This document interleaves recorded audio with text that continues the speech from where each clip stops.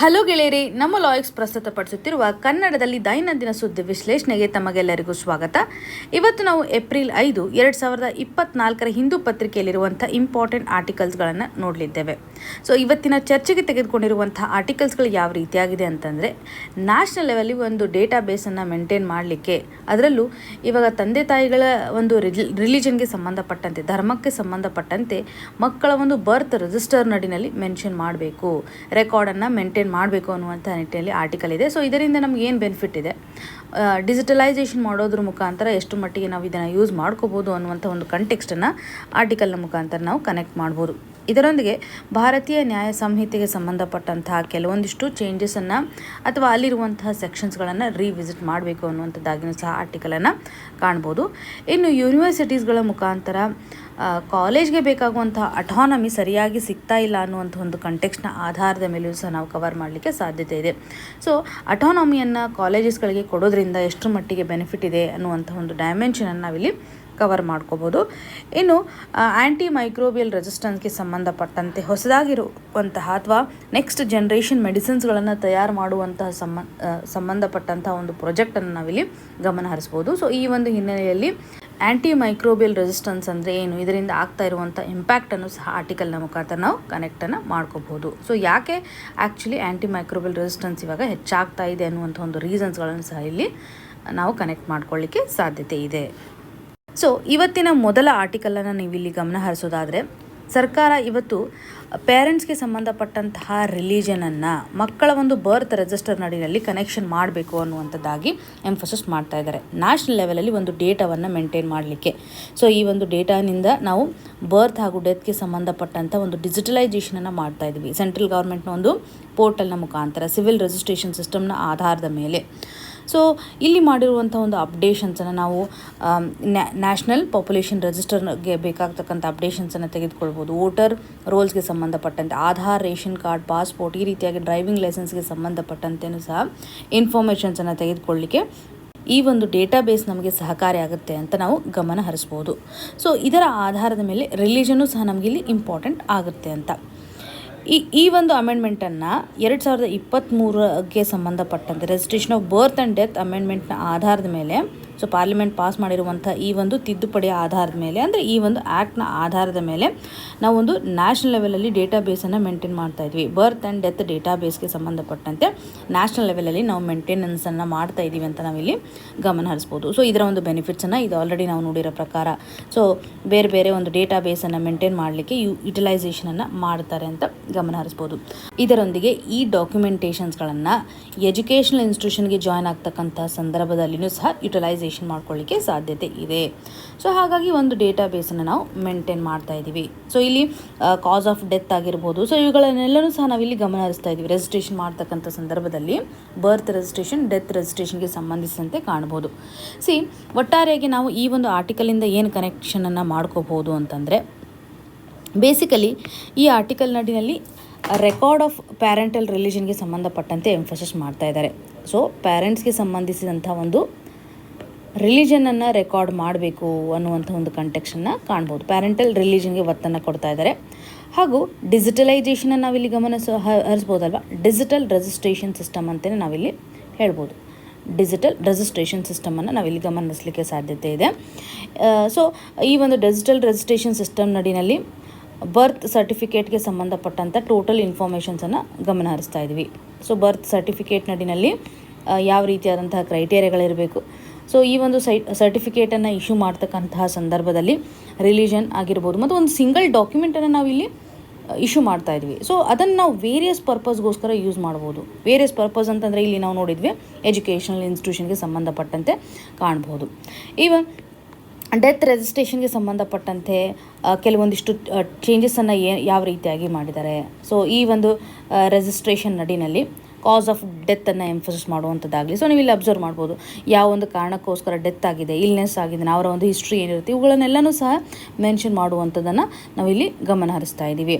So ಇಲ್ಲಿ ಒಂದು legal information ಆಧಾರದ ಮೇಲೆ ಸೊ ಇವೆಲ್ಲನೂ ಸಹ ಲೀಗಲ್ ಡಾಕ್ಯುಮೆಂಟೇಷನ್ಸ್ ಇರುತ್ತಲ್ಲ, ಸೊ ಈ ಒಂದು ಲೀಗಲ್ ಡಾಕ್ಯುಮೆಂಟ್ನ ಮುಖಾಂತರ ನಾವು ಐಡೆಂಟಿಫಿಕೇಷನನ್ನು ಮಾಡ್ಬೋದು. ಸೊ ನ್ಯಾಷನಲ್ ಲೆವೆಲಲ್ಲಿ ಒಂದು ಡೇಟಾ ಬೇಸನ್ನು ಮೇಂಟೈನ್ ಮಾಡ್ತಾ ಇದ್ದಾರೆ ಅನ್ನುವಂಥ ಒಂದು ಗಮನವನ್ನು ಕಂಟೆಕ್ಸ್ಟನ್ನು ಆರ್ಟಿಕಲ್ನ ಮುಖಾಂತರ ನಾವು ತೆಗೆದುಕೊಳ್ಳಬಹುದು. So national data base, so ಈ ರೀತಿಯಾಗಿ ಪಾಯಿಂಟ್ ವೈಸ್ ನಾವು ರೀಕಾಲ್ ಮಾಡ್ಕೋಬೋದು. ಸೊ ಆರ್ಟಿಕಲ್ಗೆ ಸಂಬಂಧಪಟ್ಟಂಥ ರಿಪೋರ್ಟನ್ನು ನಾವು ಎಷ್ಟರ ಮಟ್ಟಿಗೆ ಯೂಸ್ ಮಾಡ್ತಾ ಇದ್ದೀವಿ. ಸೊ ಆ್ಯನ್ಯುವಲ್ ಬೇಸಿಸ್ ಮೇಲೆ ಒಂದು ಸ್ಟ್ಯಾಟಿಸ್ಟಿಕ್ಸನ್ನು ನಾವು ಪ್ರೊವೈಡ್ ಮಾಡಬೇಕತ್ತಲ್ಲ, ಸಿವಿಲ್ ರಿಜಿಸ್ಟ್ರೇಷನ್ ಸಿಸ್ಟಮ್ ರಿಪೋರ್ಟ್ ಅಂತಲೇ ಹೇಳ್ಬೋದು. ಈ ಒಂದು ರಿಪೋರ್ಟನ್ನು ಮೇಂಟೈನ್ ಮಾಡಲಿಕ್ಕಂತಲೇ ಒಂದು ಪೋರ್ಟಲ್ ಇದೆ. ಸೊ ಈ ಒಂದು ಪೋರ್ಟಲ್ನ ಆಧಾರದ ಮೇಲೆ ನಾವು ಸೋಷಿಯಲ್ ಎಕನಾಮಿಕ್ ಪ್ಲ್ಯಾನಿಂಗ್ಸನ್ನು ಮಾಡ್ಲಿಕ್ಕೆ ಸಹಕಾರಿಯಾಗುತ್ತಲ್ವಾ. ಒಂದು ರೀಜ್ನಲ್ ವೈಸ್ ಹೆಲ್ತ್ ಯಾವ ರೀತಿಯಾಗಿದೆ, ಇವಾಗ ನಾವು ಕಾಸ್ ಆಫ್ ಡೆತ್ ಅಂತ ನಾವು ಕಾಣ್ತಾ ಇದ್ದೀವಿ, ಅಥವಾ ಈ ಒಂದು ಬರ್ತ್ಗೆ ಸಂಬಂಧಪಟ್ಟಂಥ ಡಾಕ್ಯುಮೆಂಟೇಷನ್ ನಡಿನಲ್ಲೂ ಸಹ ನಾವು ಸ್ಪೆಸಿಫಿಕ್ ಆಗಿರ್ತಕ್ಕಂಥ ಒಂದು ಟಾರ್ಗೆಟನ್ನು ಮಾಡ್ಬೋದು. ಸೊ ಈ ಒಂದು ಆಧಾರದ ಮೇಲೆ ಸಾಮಾಜಿಕವಾಗಿ ಮತ್ತು ಆರ್ಥಿಕವಾಗಿ ನಾವು ಸಬಲರನ್ನಾಗಿ ಮಾಡಬೇಕು ಅಂತಂದರೆ ನಮಗೆ ಪಾಪ್ಯುಲೇಷನ್ ಡಿಸ್ಟ್ರಿಬ್ಯೂಷನ್ ತುಂಬ important. So demographic distribution important. ಹೇಗೆ ಅಲ್ಲಿ ಹೆಲ್ತ್ ರಿಲೇಟೆಡ್ ಇರತಕ್ಕಂತಹ ಡೇಟಾಗಳಿದ್ದಾವೆ, ಅಥವಾ ಅಲ್ಲಿ ಹೇಗೆ ಡೆಮೋಗ್ರಫಿಕ್ ಟ್ರಾನ್ಸಿಷನ್ ಆಗ್ತಾ ಇದೆ ಅನ್ನುವಂಥ ಒಂದು ಐಡಿಯಾ ಇದ್ದರೆ ಈಸಿಯಾಗಿ ನಾವು ಸರ್ಕಾರದ ಯೋಜನೆಗಳನ್ನು ಜಾರಿಗೆ ತರಬಹುದು, ಅಥವಾ ಹೊಸ ಯೋಜನೆಗಳನ್ನು ಸಹ ಹಾಕ್ಕೊಳ್ಳಿಕ್ಕೆ ಸಹಕಾರಿಯಾಗುತ್ತೆ ಅನ್ನುವಂಥ ಡೈಮೆನ್ಷನನ್ನು ಆರ್ಟಿಕಲ್ನ ಮುಖಾಂತರ ನಾವು ಕನೆಕ್ಟ್ ಮಾಡ್ಕೋಬೋದು. ಸೊ ಜನರಲಿ ಈ ಒಂದು ಆರ್ಟಿಕಲನ್ನು ನೀವು ಗಮನ ಹರಿಸೋದಾದರೆ ಸೊ ಇದರ ಪರ್ಪಸ್ ಏನಿದೆ ಅನ್ನೋದನ್ನು ಇಲ್ಲಿ ಮೆನ್ಷನ್ ಮಾಡ್ತಾ ಇದ್ದಾರೆ. ಸೊ ಯಾವ ರೀತಿಯಾಗಿ ನಾವು ಇದನ್ನು ಯುಟಿಲೈಸೇಷನ್ ಮಾಡ್ಕೋತೀವಿ, ಜನರಲ್ ಆಗಿ ನಿಮ್ಗೆ ಗೊತ್ತಿರುತ್ತೆ ಡೇ ಟು ಡೇ ಬೇಸಿಸ್ ಮೇಲೆ ಅಥವಾ ಸೋಷಿಯೋ ಎಕನಾಮಿಕ್ ಪ್ಲಾನಿಂಗ್ ಮಾಡಲಿಕ್ಕೋಸ್ಕರ ಅಂತಲೇ ಇದು ಸಹಕಾರಿ ಆಗುತ್ತೆ ಅನ್ನುವಂಥ ಡೈಮೆನ್ಷನನ್ನು ನಾವಿಲ್ಲಿ ಕವರ್ ಮಾಡ್ಕೋಬೋದು. ಮೇನ್ಸ್ ಪರ್ಸ್ಪೆಕ್ಟಿವಲ್ಲಿ ಆನ್ಸರ್ನ ಕವರ್ ಮಾಡುವಾಗ ಈ ರೀತಿಯಾಗಿ ಇದರ ಇಂಪಾರ್ಟೆನ್ಸನ್ನು ನಾವು ನೆನ್ಪಿಟ್ಕೋಬೇಕಾಗುತ್ತೆ. ಇನ್ನು ನೆಕ್ಸ್ಟ್ ಆರ್ಟಿಕಲ್ ಯಾವ ರೀತಿ ಆಗಿದೆ, next generation of medics to lead fight back against AMR ಅಂತ ಕಾಣಬಹುದು. ಈ ಒಂದು ಆರ್ಟಿಕಲ್ ನಡಿಯಲ್ಲಿ ಆ್ಯಂಟಿ ಮೈಕ್ರೋಬಿಯಲ್ ರೆಸಿಸ್ಟೆನ್ಸ್ಗೆ ಸಂಬಂಧಪಟ್ಟಂತೆ ಎಷ್ಟು ಮಟ್ಟಿಗೆ ಥ್ರೆಟ್ ಇದೆ ಅನ್ನುವಂಥದ್ದನ್ನು ಎಂಫಸಿಸ್ ಮಾಡ್ತಾ ಇದ್ದಾರೆ. ಸೊ ಪ್ರೆಸೆಂಟ್ ಕಂಡೀಷನಲ್ಲಿ ಹೊಸದಾಗಿರ್ತಕ್ಕಂಥ ಮೆಡಿಸಿನ್ಸ್ಗಳನ್ನೇ ನಾವು ಅಂದರೆ ನೆಕ್ಸ್ಟ್ ಜನ್ರೇಷನ್ ಮೆಡಿಸಿನ್ಸ್ಗಳನ್ನು ಕಂಡುಹಿಡಿಬೇಕು ಅನ್ನೋದನ್ನು ಎಂಫಸಿಸ್ ಮಾಡ್ತಾ ಇದ್ದಾರೆ. ಸೊ ಒತ್ತಾಗಿ ಹೇಳ್ತಾ ಇದ್ದಾರೆ ಅಂತ ಗಮನ ಹರಿಸ್ಬೋದು. ನಿಮಗೆ ಫಸ್ಟ್ ಗೊತ್ತಿರಬೇಕು ಆ್ಯಂಟಿ ಮೈಕ್ರೋಬಿಯಲ್ ರೆಸಿಸ್ಟೆನ್ಸ್ ಅಂದರೆ ಏನು ಅಂತ. ಸೊ ಇವಾಗ ಯಾವುದೇ ಒಂದು ಮೈಕ್ರೋಬ್ಸ್, ಅದು ಅಲ್ಗೆ ಇರ್ಬೋದು, ವೈರಲ್ ಇರ್ಬೋದು, ಅಥವಾ ಬ್ಯಾಕ್ಟೀರಿಯಲ್ ಇರ್ಬೋದು, ಯಾವುದಾದ್ರೂ ಒಂದು ಮೈಕ್ರೋಬ್ ನಮ್ಮ ಒಂದು ದೇಹದಲ್ಲಿ ಬಂದಾಗ ಸೊ ನಮ್ಮ ದೇಹದಲ್ಲಿರ್ತಕ್ಕಂತಹ ರೋಗ ನಿರೋಧಕ ಶಕ್ತಿ ಅಥವಾ ಇಮ್ಯೂನ್ ಸಿಸ್ಟಮ್ನ ಮುಖಾಂತರ ಏನು ಮಾಡುತ್ತೆ, ಆ ಒಂದು ಮೈಕ್ರೋಬ್ ವಿರುದ್ಧವಾಗಿ ಫೈಟ್ ಮಾಡುತ್ತೆ. ಸೊ ಇದರಲ್ಲಿ ಸಾಕಷ್ಟು DNA ಇನ್ವಾಲ್ವ್ಮೆಂಟ್ ಇರುತ್ತೆ, ಅಥವಾ DNA ಇವಾಗ ಒಂದು ಸ್ಟ್ರಕ್ಚರ್ನ ಫಾರ್ಮ್ ಮಾಡುತ್ತೆ, ಅದರ ಆಧಾರದ ಮೇಲೆ ಪ್ರೋಟೀನ್ಸ್ಗಳು ತಯಾರಾಗುತ್ತೆ. ಸೊ ಆ ಪ್ರೋಟೀನ್ಸ್ಗಳು ಏನು ಮಾಡ್ತವೆ, ಇಮ್ಯೂನ್ ಸಿಸ್ಟಮ್ಗೆ ಬೇಕಾಗಿರುವಂಥ ಸಪೋರ್ಟನ್ನು ಪ್ರೊವೈಡ್ ಮಾಡೋದ್ರ ಮುಖಾಂತರ ಆ್ಯಂಟಿಬಾಡೀಸನ್ನು ರಿಲೀಸ್ ಮಾಡ್ತವೆ. ಸೊ ಜನರಲಿ ನಿಮಗೆ ಬೇಕಾಗಿರುವಂಥ ಒಂದು ಕ್ಲಾರಿಟಿ ಅಂತಂದರೆ ನಮ್ಮ ದೇಹದಲ್ಲಿ ಯಾವುದೇ ಒಂದು ಫಾರಿನ್ ಪಾರ್ಟಿಕಲ್ ಬಂದಾಗ ಅದನ್ನು ನಾವು ಏನಂತ ಕರಿತೀವಿ, ಆ್ಯಂಟಿಜನ್ ಅಂತ ಕರಿತೀವಿ.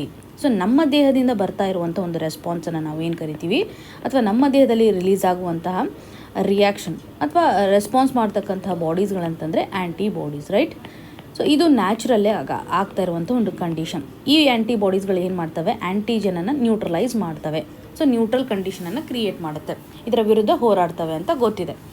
ಸೊ ಇಲ್ಲಿ ಕೆಲವೊಂದಿಷ್ಟು ಸರ್ತಿ ಏನಾಗುತ್ತೆ, ಆ್ಯಂಟಿಬಾಡೀಸ್ಗಳು ಎಲ್ಲ ಮೈಕ್ರೋಬ್ಸ್ಗೂ ಸಹ ನಮ್ಮ ದೇಹದಲ್ಲಿ ರಿಲೀಸ್ ಆಗ್ತಾ ಇರೋದಿಲ್ಲ, ಅಥವಾ ಕೆಲವೊಂದಿಷ್ಟು ಸರ್ತಿ ನಮ್ಮ ರೋಗ ನಿರೋಧಕ ಶಕ್ತಿ ಸರಿಯಾಗಿ ವರ್ಕ್ ಮಾಡ್ತಾ ಇರೋದಿಲ್ಲ ಅಂದ್ಕೊಳ್ಳಿ. ಸೊ ಆವಾಗ ನಾವೇನು ಮಾಡ್ತೀವಿ, ಆ್ಯಂಟಿಬಯೋಟಿಕ್ಸ್ಗಳನ್ನು ಕೊಡ್ತೀವಿ. ಆ್ಯಂಟಿಬಯೋಟಿಕ್ಸ್ನ ಆಧಾರದ ಮೇಲೆ ಬಂದಿರುವಂತಹ ಆ್ಯಂಟಿಜನನ್ನು ಆಟೋಮೆಟಿಕ್ಲಿ ಫೈಟ್ ಮಾಡ್ತವೆ. ಈ ಒಂದು ಡ್ರಗ್ಸ್ನ ಮುಖಾಂತರ ನಮ್ಮ ಇಮ್ಯೂನ್ ಸಿಸ್ಟಮ್ಗೆ ಸಪೋರ್ಟನ್ನೇ ಕೊಡ್ತವೆ ಅಂತ ಅನ್ಕೊಳ್ಬೋದು. ಇಲ್ಲಿ ಏನಾಗುತ್ತೆ, ಆ್ಯಂಟಿಬಯೋಟಿಕ್ಸನ್ನು ನಾವು ಕೊಡ್ತಾ ಇದ್ದೀವಿ. ಈ ಒಂದು ಇಮೇಜ್ನ ಮುಖಾಂತರ ನಾವು ಅರ್ಥ ಮಾಡ್ಕೋಬೇಕಾಗಿರೋದು ಏನಂತಂದರೆ, ಇವಾಗ ಮೈಕ್ರೋಬಲ್ ಆರ್ಗ್ಯಾನಿಸಮ್ ಬಂದಿರುತ್ತಲ್ಲ, ನಾವು ಆ್ಯಂಟಿಬಯೋಟಿಕ್ಸನ್ನು ಕೊಟ್ಟರೂ ಸಹ ಇಲ್ಲಿ ಪರ್ಟಿಕ್ಯುಲರ್ಲಿ ಆ ಒಂದು ಆ್ಯಂಟಿಜನ್ ಅನ್ಬೋದು ಅಥವಾ ಮೈಕ್ರೋಬ್ ಅನ್ಬೋದು ರೆಸಿಸ್ಟೆನ್ಸನ್ನು ತೋರಿಸ್ತಾ ಇದೆ. ಸೊ ಅಲ್ಲಿರುವಂತಹ ಒಂದು ಜೆನೆಟಿಕ್ ಮಟೀರಿಯಲ್ ಏನಿರುತ್ತಲ್ಲ, ರೆಸಿಸ್ಟೆನ್ಸನ್ನು ತೋರಿಸ್ತೇವೆ. ನೀವು ಇಲ್ಲಿ ಅಬ್ಸರ್ವ್ ಮಾಡ್ಬೋದು, ಬಂದಿರುವಂತಹ ಒಂದು ಆ್ಯಂಟಿಜನ್ ಅಥವಾ ಫಾರಿನ್ ಪಾರ್ಟಿಕಲ್ ಎಷ್ಟು ಮಟ್ಟಿಗೆ ಸ್ಟ್ರಾಂಗ್ ಇದೆ ಅಂತಂದರೆ, ನಾವು ಆ್ಯಂಟಿಬಯೋಟಿಕ್ಸನ್ನು ಕೊಟ್ಟರೂ ಸಹ ಅದು ನಮಗೆ ಮಾಡ್ತಾ ಇರುವಂಥ ಇನ್ಫೆಕ್ಷನನ್ನು ಕಡಿಮೆ ಮಾಡೋಕ್ಕಾಗ್ತಾ ಇಲ್ಲ. ಕಂಪ್ಲೀಟ್ಲಿ ತನ್ನ ಒಂದು ಮಾಡಿಫಿಕೇಷನನ್ನು ಮಾಡ್ಕೊಳ್ಳುತ್ತೆ, ತನ್ನಲ್ಲಿರ್ತಕ್ಕಂಥ ಜೆನೆಟಿಕ್ ಚೇಂಜಸನ್ನು ಮಾಡಿ ಇನ್ಫೆಕ್ಷನ್ ಕಾಸ್ ಮಾಡ್ತಕ್ಕಂತಹ ಒಂದು ಪ್ರೋಟೀನನ್ನು ಪ್ರೊಡ್ಯೂಸ್ ಮಾಡುತ್ತೆ. ಸೊ ಜನರಲಿ ಏನಾಗುತ್ತೆ ಅಂದರೆ ಸರ್ವೈವಲ್ ಆಗುವಂಥ ಒಂದು ಮೆಕ್ಯಾನಿಸಮನ್ನು ಇದು ತಾನು ಅಳವಡಿಸ್ಕೊಳ್ಳುತ್ತೆ. ಯಾಕಂತಂದರೆ ಅನ್ನೆಸೆಸರಿಲಿ ನಾವು ಆ್ಯಂಟಿಬಯೋಟಿಕ್ಸನ್ನು ತೆಗೆದುಕೊಳ್ಳೋದ್ರ ಮುಖಾಂತರ, ಅವಶ್ಯಕತೆಯೇ ಇಲ್ಲಿರುವಂಥ ಸಂದರ್ಭದಲ್ಲಿ ನಾವು ಆ್ಯಂಟಿಬಯೋಟಿಕ್ಸನ್ನು ತೆಗೆದುಕೊಳ್ಳೋದಾದರೆ ಅಥವಾ ರಾಂಗ್ ಕಾಂಬಿನೇಷನ್ ಮುಖಾಂತರ ಸಹ ನಾವು ಆ್ಯಂಟಿಬಯೋಟಿಕ್ಸನ್ನು ತೆಗೆದುಕೊಳ್ಳೋದ್ರ ಮುಖಾಂತರ ಈ ಒಂದು ಆ್ಯಂಟಿಜನ್ ನಡಿನಲ್ಲಿ ಅಥವಾ ಮೈಕ್ರೋಬಿಯಲ್ ಸಿಸ್ಟಮ್ ನಡಿನಲ್ಲಿ ರೆಸಿಸ್ಟೆನ್ಸ್ ಕ್ರಿಯೇಟ್ ಆಗ್ತಾ ಬರುತ್ತೆ. ಸೊ ಹಾಗಾಗಿ ಎಫೆಕ್ಟಿವ್ನೆಸ್ಸು ಆಟೋಮೆಟಿಕ್ಲಿ ತುಂಬ ಸ್ಟ್ರಾಂಗ್ ಡಿಸೀಸ್ ಏನಾದರೂ ನಮಗಿದ್ದಾಗ ಅಥವಾ ತುಂಬ ಸ್ಟ್ರಾಂಗ್ ಇನ್ಫೆಕ್ಷನ್ ಇದ್ದಾಗ ಆ್ಯಕ್ಟಿವಿಟೀಸನ್ನು ತೋರಿಸೋದಿಲ್ಲ, ಮಾಡಿಫಿಕೇಷನ್ ಆಗ್ತಾ ಇರೋದನ್ನು ನಾವು ಕಾಣ್ತಾ ಇದ್ವಿ. ಸೊ ಈ ಒಂದು ಆಧಾರದ ಮೇಲೆ ರೆಸಿಸ್ಟೆನ್ಸ್ ಕ್ರಿಯೇಟ್ ಆಗ್ತಾ ಇದೆ ಅನ್ನುವಂಥ ಒಂದು ಕ್ಲಾರಿಟಿನ ನೀವು ತೆಗೆದುಕೊಳ್ಬೋದು. ಸೊ ನಾವು ಏನು ಮಾಡಬೇಕು, ಇದನ್ನು ತಡೆಗಟ್ಟಲಿಕ್ಕಂತಲೇ ನಾವು ಏನು ಮಾಡಬೇಕು ಅಂತ ಆರ್ಟಿಕಲನ್ನು ನಾವು ಗಮನ ಹರಿಸೋದಾದರೆ ಇಲ್ಲಿ ಯಾವ ಪಾಯಿಂಟ್ಸ್ಗಳನ್ನು ಕೊಟ್ಟಿದ್ದಾರೆ ಅಂತ ನೀವು ಒಂದು ಸ್ವಲ್ಪ ಗಮನ ಹರಿಸಿ. ಇಲ್ಲಿ 1920s ಆ್ಯಂಟಿಬಯೋಟಿಕ್ಸ್ಗಳ ಒಂದು ಡಿಸ್ಕವರಿ ಆಗಿದೆ ಅನ್ನೋದನ್ನು ನಾವು ಕನ್ಸಿಡರ್ ಮಾಡ್ಬೋದು. ಸೊ ಈ ಒಂದು ಡಿಸ್ಕವರಿನಿಂದ ಸಾಕಷ್ಟು ಡಿಸೀಸಸ್ಗಳನ್ನು ನಾವು ಕ್ಯೂರ್ ಮಾಡಿದ್ವಿ, ಇಲ್ಲಾಂತಂದರೆ ಸಾಕಷ್ಟು ಸಾವುಗಳನ್ನು ನಾವು ಕಾಣಬೇಕಾಗಿತ್ತು ಅನ್ನುವಂಥದ್ದನ್ನು ಇಲ್ಲಿ ಹೇಳ್ತಾ ಇದ್ದಾರೆ. ಸೊ ಬ್ಯಾಕ್ಟೀರಿಯಲ್ ಇನ್ಫೆಕ್ಷನನ್ನು ಫೈಟ್ ಮಾಡಲಿಕ್ಕಂತಲೇ ಆ್ಯಂಟಿಬಯೋಟಿಕ್ಸ್ಗಳ ಒಂದು ಡಿಸ್ಕವರಿ ಆಗಿದೆ ಅಂತ ನಾವು ಗಮನ ಹರಿಸ್ಬೋದು. ಬಟ್ ಇವಾಗ ಹೆಚ್ಚು ಪಾಪ್ಯುಲಾರಿಟಿ ಹೊಂದಿರುವಂತಹ ಸಂದರ್ಭದಲ್ಲಿ ಆ್ಯಂಟಿಬಯೋಟಿಕ್ಸ್ಗೆ ಸಂಬಂಧಿಸಿದಂತೆ ಆ್ಯನಿಮಲ್ಸ್ಗಳಲ್ಲಿ ಆಗಿರ್ಬೋದು ಅಥವಾ ಪೌಲ್ಟ್ರಿ ಸೆಕ್ಟರ್ ನಡಿನಲ್ಲಿ ಹೆಚ್ಚು ಓವರ್ಲೋಡ್ ಆಗ್ತಾ ಇದೆ ಅಂತ ನಾವು ಗಮನ ಹರಿಸಬೇಕಾಗುತ್ತೆ. ಸೊ ಈವನ್ ಹ್ಯೂಮನ್ ಪಾಪ್ಯುಲೇಷನ್ ಅಡಿಯಲ್ಲೂ ಇವಾಗ ಓವರ್ಲೋಡ್ ಆಗ್ತಾ ಇದೆ ಅಂತ ಇಲ್ಲಿ ರೀಸೆಂಟಾಗಿ ಒಂದು ಪೇಪರ್ ಪಬ್ಲಿಷ್ ಮಾಡಿದ್ದಾರೆ. Journal of agriculture and food research ನಡಿನಲ್ಲಿರುವಂಥ ಒಂದು ಪೇಪರನ್ನು ನಾವಿಲ್ಲಿ ಕಾಣ್ಬೋದು. ಈ ಒಂದು ಟೈಟಲ್ ಯಾವ ರೀತಿಯಾಗಿದೆ, a mini review of burden of antimicrobial resistance and its regulation across one health sector in India ಅಂತ ನಾವು ಕಾಣ್ಬೋದು. ಈ ಒಂದು ಟೈಟಲ್ನ ಆಧಾರದ ಮೇಲೆ ಇಲ್ಲಿ ಮೆನ್ಷನ್ ಮಾಡಿರೋ ಪ್ರಕಾರ, ಎಂಫೋಸಿಸ್ ಮಾಡೋ ಪ್ರಕಾರ ಯಾಕೆ ಇವತ್ತು ನಾವು ಹೆಚ್ಚು ಆ್ಯಂಟಿ ಮೈಕ್ರೋಬಿಯಲ್ ರೆಸಿಸ್ಟೆನ್ಸ್ ಕಂಡೀಷನನ್ನು ನಾವು ಕಾಣ್ತಾ ಇದ್ದೀವಿ ಅಂತ. ಇದಕ್ಕೆ ಕಾರಣಗಳು ಏನಿರ್ಬೋದು ಅಂತಂದರೆ, ಇವಾಗ ಹೆಚ್ಚು ಇನ್ಫೆಕ್ಷನ್ ಆಗ್ತಾ ಇದ್ದಾವೆ ಅಲ್ವಾ, ಇನ್ಫೆಕ್ಷಿಯಸ್ ಡಿಸೀಸಸ್ಗಳು ಹೆಚ್ಚು ಇನ್ಕ್ರೀಸ್ ಆಗೋದನ್ನು ನಾವು ಕಾಣ್ತಾ ಇದ್ದೀವಿ. ಸೊ ಇದರ ಒಂದು ಪ್ರಿವಿಲೆನ್ಸ್ಗಳು ಹೆಚ್ಚಾಗಿದೆ ಅನ್ನೋದನ್ನು ಕಾಣ್ಬೋದು. ಭಾರತದಲ್ಲಿ ಇನ್ಫೆಕ್ಷಿಯಸ್ ಡಿಸೀಸಸ್ಗಳು ಹೆಚ್ಚಾಗ್ತಾ ಇದೆ ಅಂತ ಕಾಣ್ಬೋದು. ಇದರೊಂದಿಗೆ ಈ ಒಂದು ಇನ್ಫೆಕ್ಷನ್ಸ್ಗಳನ್ನು ಕಂಟ್ರೋಲ್ ಮಾಡಲಿಕ್ಕೆ ಬೇಕಾಗುವಂತಹ ಒಂದು ಸಿಸ್ಟಮ್ ಅಥವಾ ಇನ್ಕಂಪ್ಯಾಟಬಲ್ ಆಗಿರ್ತಕ್ಕಂಥ ಪ್ರಾಕ್ಟೀಸಸ್ಗಳನ್ನು ನಾವು ಕಾಣ್ತಾ ಇದ್ದೀವಿ. ಸೊ ಸರಿಯಾಗಿ ಅದನ್ನು ಅಡ್ರೆಸ್ ಮಾಡಲಿಕ್ಕೆ ಆಗದೇ ಇರುವಂಥ ಸ್ಥಿತಿಗತಿಗಳಿದ್ದಾವೆ ಅಂತ. ಸೊ ಇದರಿಂದನೂ ಸಹ ನಮ್ಮ ಒಂದು ಪಬ್ಲಿಕ್ ಹೆಲ್ತು ಸಹ ಓವರ್ ಸ್ಟ್ರೆಚ್ ಆಗಿದೆ ಅಂತಲೇ ಹೇಳ್ಬೋದು.